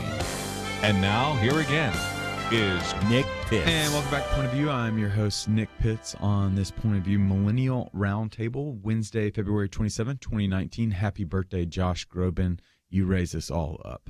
If I do say. So no, good. No, You got a sorry. couple of good ones here. I'm You got getting some a good couple of ones. singers. After 3 hours, you'd think I think I'd be. Oh no. One of our producers, Andrew, heads being shaken thank here. Thank goodness, there's a wall because his eyes would be still rolling down a hallway right now. But nevertheless, we have been talking about North Korea and the situation that's happening right now in Vietnam. And we've got Kim Jong-un, president or dictator of North Korea, that is meeting with President Trump. And we have been talking about just really what is success for this. And again, I think this is for all of our listeners, whether you're participating, whether you're in the workplace right now or whether you're at home right now, whatever that is, you have an idea of what success looks like. You have certain objectives that you're hoping to accomplish. You have certain responsibilities that you owe. And I think that's, I guess I'm trying to apply that framework right now to what's happening at this particular summit right now in Vietnam. Because Kirby, we went back and forth, and then those stinking commercials interrupted us because, again, this is just one. And again, foreign policy is always going to be messy, and there's always going to be a give and take with it. But you think through certain characteristics that are a part of this conversation that I think are worthy of consideration right now, of the fact that North Korea is got an atrocious human rights record right now.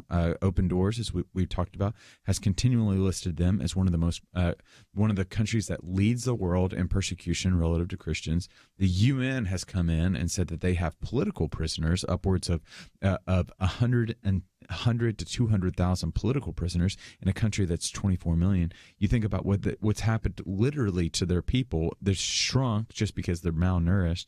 You think about what continues to happen relative to their overtures with kind of their nuclear bombing system. And so you just wonder, okay, are we willing to ease up sanctions on some of these things that we've leveled sanctions on them for, because we're the leader of the free world when it comes to human rights, because we now have a higher priority on we're wanting to see them denuclearize for the safety of the region. Or, it's not even the region anymore. Some of their technology indicates that it could go all the way to Guam, so it's outside the region now.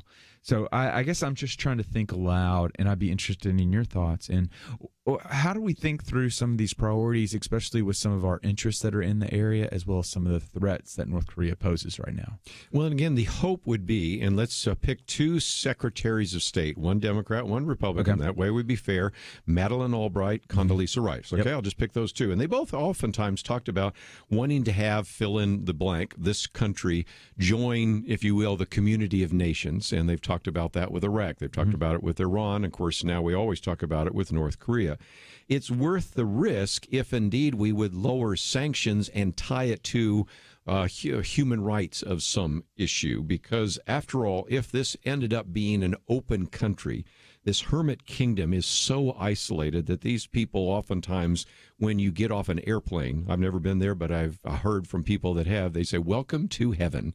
They just honestly believe that this is heaven on earth because they've been so brainwashed. Well, if all of a sudden those individuals have access to the internet, we all of a sudden remove some of the people from prisons and things like that, I think we would certainly at that point be able to make some changes, and that foreign policy would be something that could bring about change both in human rights and maybe even a willingness to join the community of nations. So those are some chances that you can take.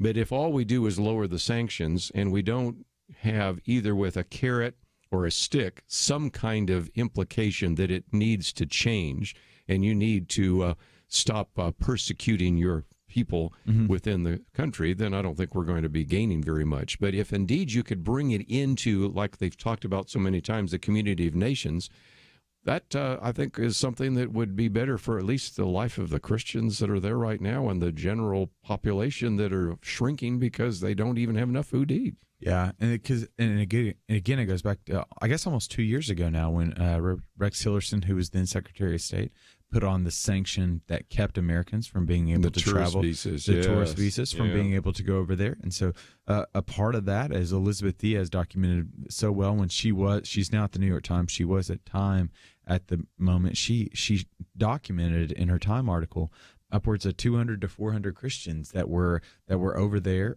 whether they were American Christians or whether they were Chinese Christians or South Korean Christians that were now being forced out of country due to this tourist ban. And I think that's another dynamic to be at play. And so I want to open it up to our phone lines. If you have a comment or question about North Korea, what do you think we should be doing? What constitutes success? What does that need to look like in North Korea? So you can call in 800-351-1212. Again, that number is 800-351-1212. Because, Kirby, this kind of goes back to the reality. Like, I don't want it to fall on deaf ears that they're in Vietnam right now, and Vietnam and North Korea were at very similar places when in the 1990s. Right. We'll start in the 90s when they both were pretty meager prospects, and now what we continue to see is Vietnam loosened their grip on the marketplace, moved away from that communist regime, and really started to allow some free market practices in. And in turn, they're flourishing. I want to say their GDP was astounding. It had moved from the millions to the billions. But now what we continue to see with North Korea is they do have a pretty substantive, to a certain degree, mining and manufacturing business and fishing business, I might add. But they're so limited in their partnerships simply because of the sanctions that have been placed upon them with their primary partners, as you illuminated earlier, being China and Russia.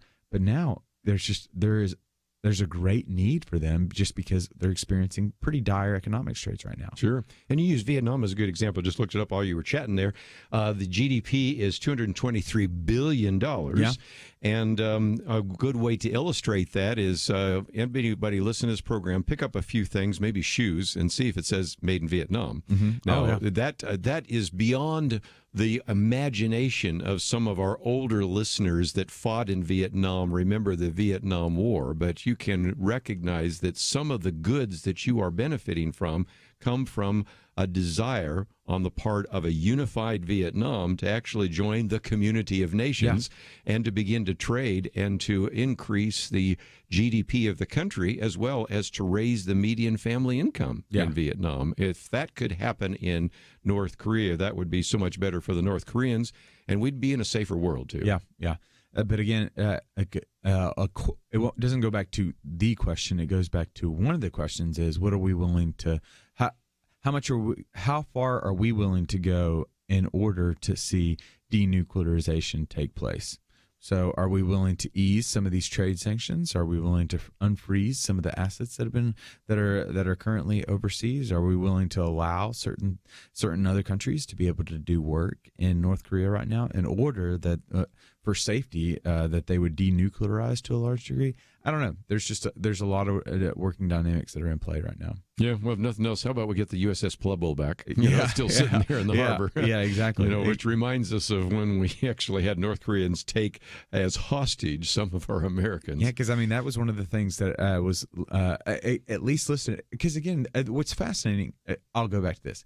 It was one of the things that was listed because technically we're still at war. Yes, we are. There was never a peace treaty. And so there used to be a day that Congress did something relative to the appropriation of funds, and then also not lately. They've kind of abdicated some of those responsibilities and put it on the executive branch, which that's a whole other conversation it is. We can get to. But it is an illustration of this is where this president, more than any other president, might be willing to think outside the box, because he's not necessarily taking his marching orders from some of the so-called neocons. He's not taking his marching orders from, well, this is the way the Bush family did it. And you go, and why should I care? Yeah. So if there's anybody that has the potential of even the most recent presidents to think outside the box, it is this president, and certainly some of the people that he's brought on his team, like Dan Coates, Mike Pompeo, and some of those. So we'll see what comes out of Vietnam. Yeah, and it could be, you got to mention John Bolton, too. Of course. the old hawk.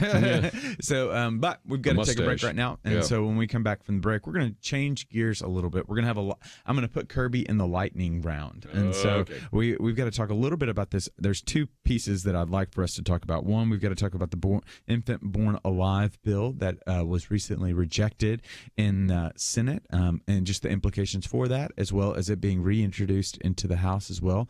Let's speak a little bit to that, but then we have to talk about the Bladensburg case right now that was argued in the Supreme Court by a friend of the program, Kelly Shackelford, First Liberty Institute. And so what are some of the updates that we need to know about that particular case?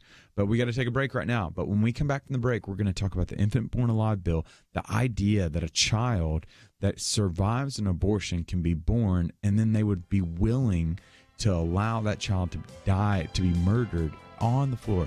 We'll talk about that, as well as the Bladensburg case right now, about the significance of the cross in American civic life. We'll be back right after this.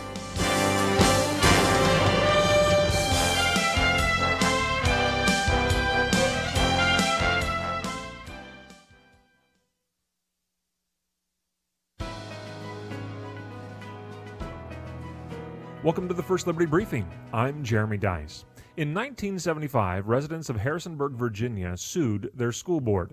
The lawsuit questioned the school's practice of releasing students from school to receive religious instruction. The Virginia Council of Churches had been providing religious instruction for Harrisonburg school children since 1923. In 1963, the classes moved from the public school classroom to off-campus trailers. For about an hour a week, 27 classes of elementary school children, with the consent of their parents, walked out of class and into the awaiting trailers. Those who did not opt into the program simply stayed behind.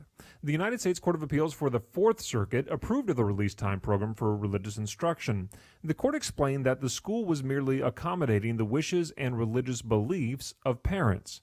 Any effect of the city aiding religious instruction was merely incidental to their administration of public education. Parents, the court recognized, had the responsibility for the education of their children, including religious education. It's the state's responsibility to respect and accommodate the parents. If parents want religious instruction to be a part of that education, the Constitution provides the space for the state to so accommodate. By releasing children for religious instruction at the request of their parents, public schools show respect for the religious beliefs of their community. To learn how First Liberty is protecting religious liberty for all Americans, visit firstliberty.org. I'm Kelly Shackelford, President and Chief Counsel of First Liberty Institute. Let me ask you, what if America's best attorneys from the very top law firms got together to defend religious freedom in court? That's exactly what's happening at First Liberty. And the best news? We're winning over 90% of our legal actions. Come learn more at firstliberty.org. You'll be encouraged. That's firstliberty.org.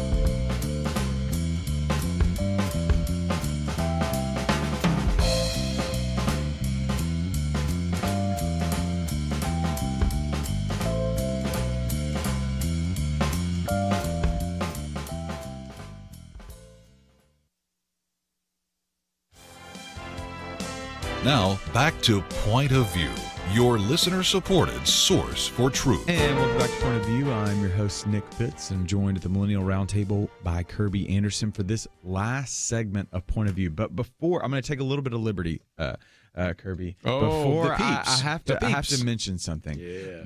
You know, it takes a lot out of a man to talk for 3 hours straight.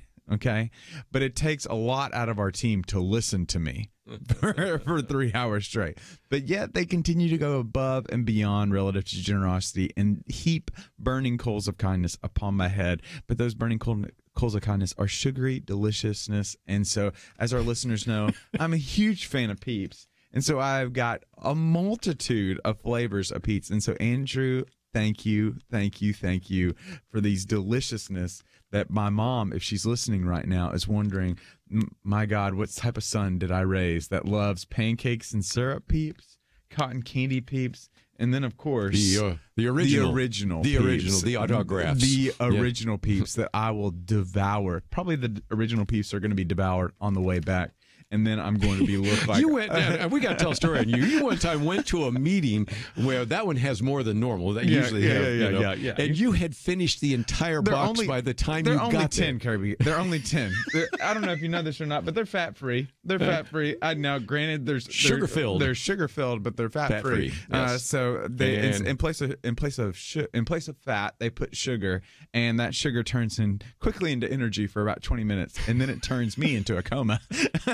I've never seen anybody loves Peeps as much as you do. And I was going to bring some today, and I'm glad I didn't because Andrew got the chance to get the focus. I'll bring him some time. I'll just leave him for you next time. It looks like I wrestled with a bag of sugar and I lost after I eat some Peeps. Okay, so thank you, Andrew. Speaking of Peeps, let's talk about the Bladensburg case in the Supreme Court right now. So right now, there is a friend of the program, Kelly Shackelford. Many of you are very familiar with him. He is up in D.C. right now. His team is arguing for a case that many of you are familiar with, the Bladensburg case. I'm going to let Kirby share a little bit of the details about what's happening right now. It's in Bladensburg, Maryland, and I might just mention that I've heard that we're about ready to pick up a station in Annapolis, Maryland, so it'll be kind of fun, and people there would know exactly where this is, but whether you've been there or not, it was put up 93 years ago to honor those who died in World War I that weren't coming back. These women were never going to be able to go and see the graves of their children, so it was put up there, and it's part of the American Legion.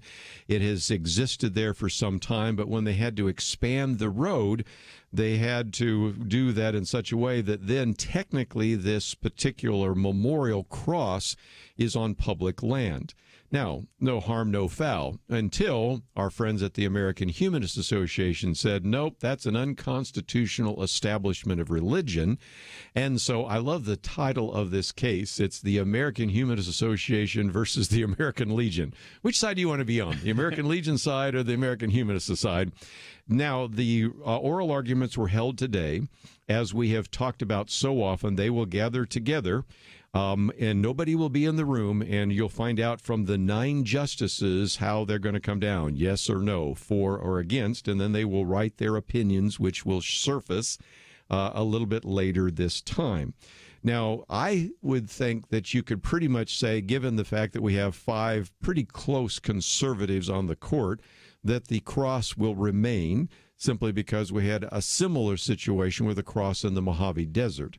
But First Liberty is asking for more than that, Nick, and that is the fact that a number of years ago, there was a very famous case called Lemon versus Kurtzman. We won't go into all the details there, but it had to do with what came to be known as the Lemon Test. And the Lemon Test says that, you know, if indeed something was religious, inherently religious, then it at least had to have kind of a secular purpose for it.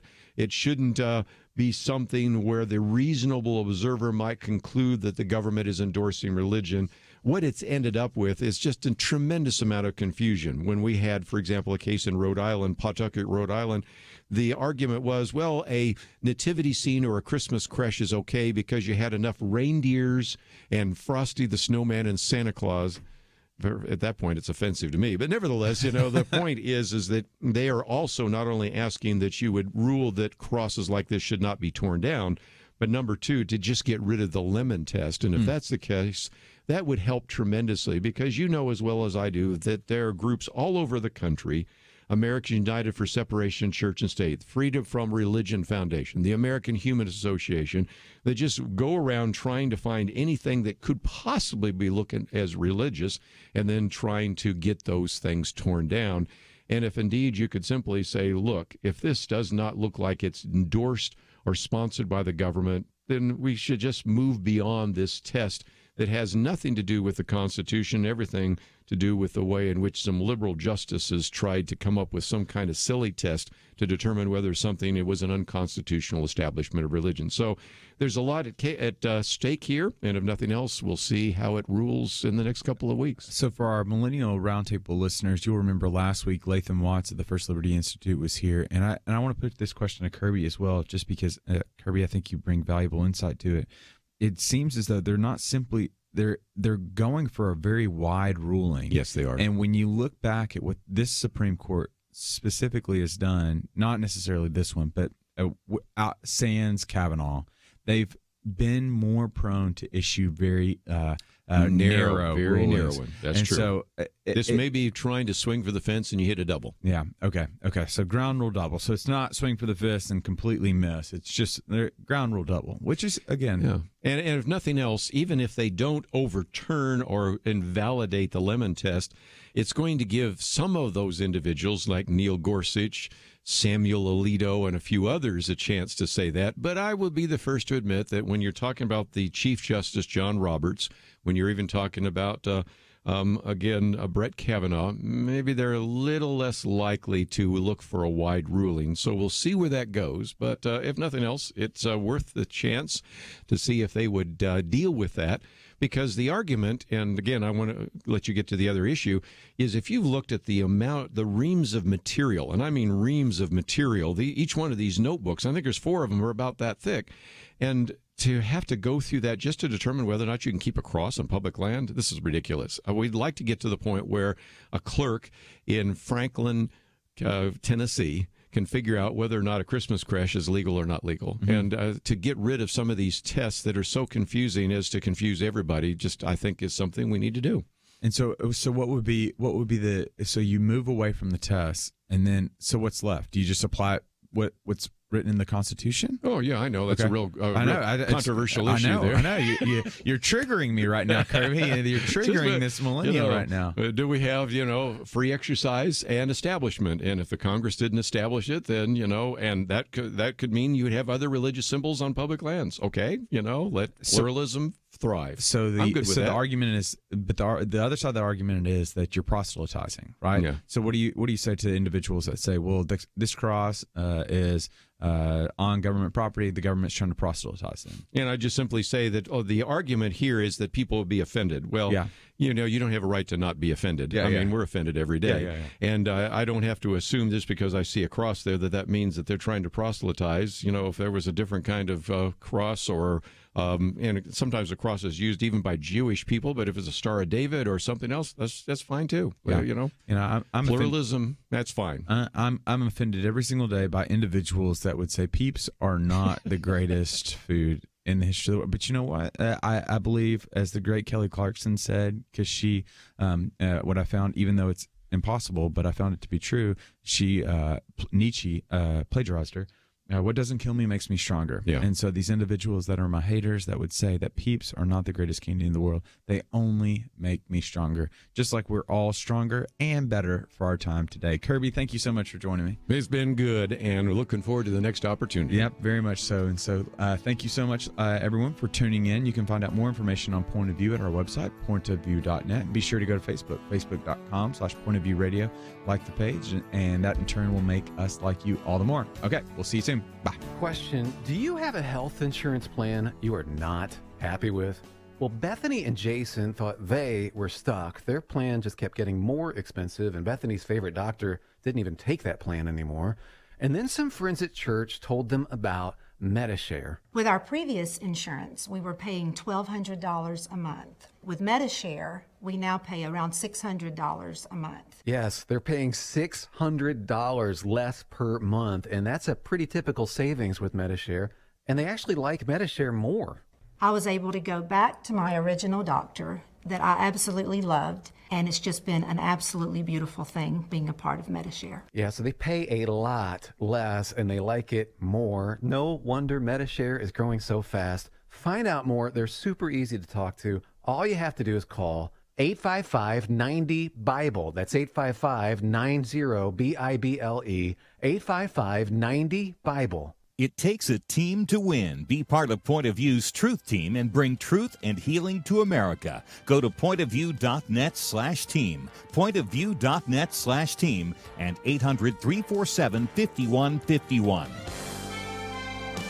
Point of View is produced by Point of View Ministries.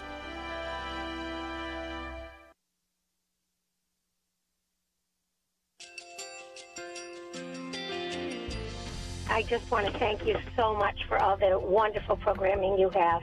You're just absolutely fantastic. I recently started listening to Point of View, and I really found it interesting because of the different subjects you cover. Thank you for that. I really appreciate everything that you do in keeping us informed. Thank you, Kirby, for everything that you have been doing. I appreciate all the work that you're doing, advocating for the Word of God.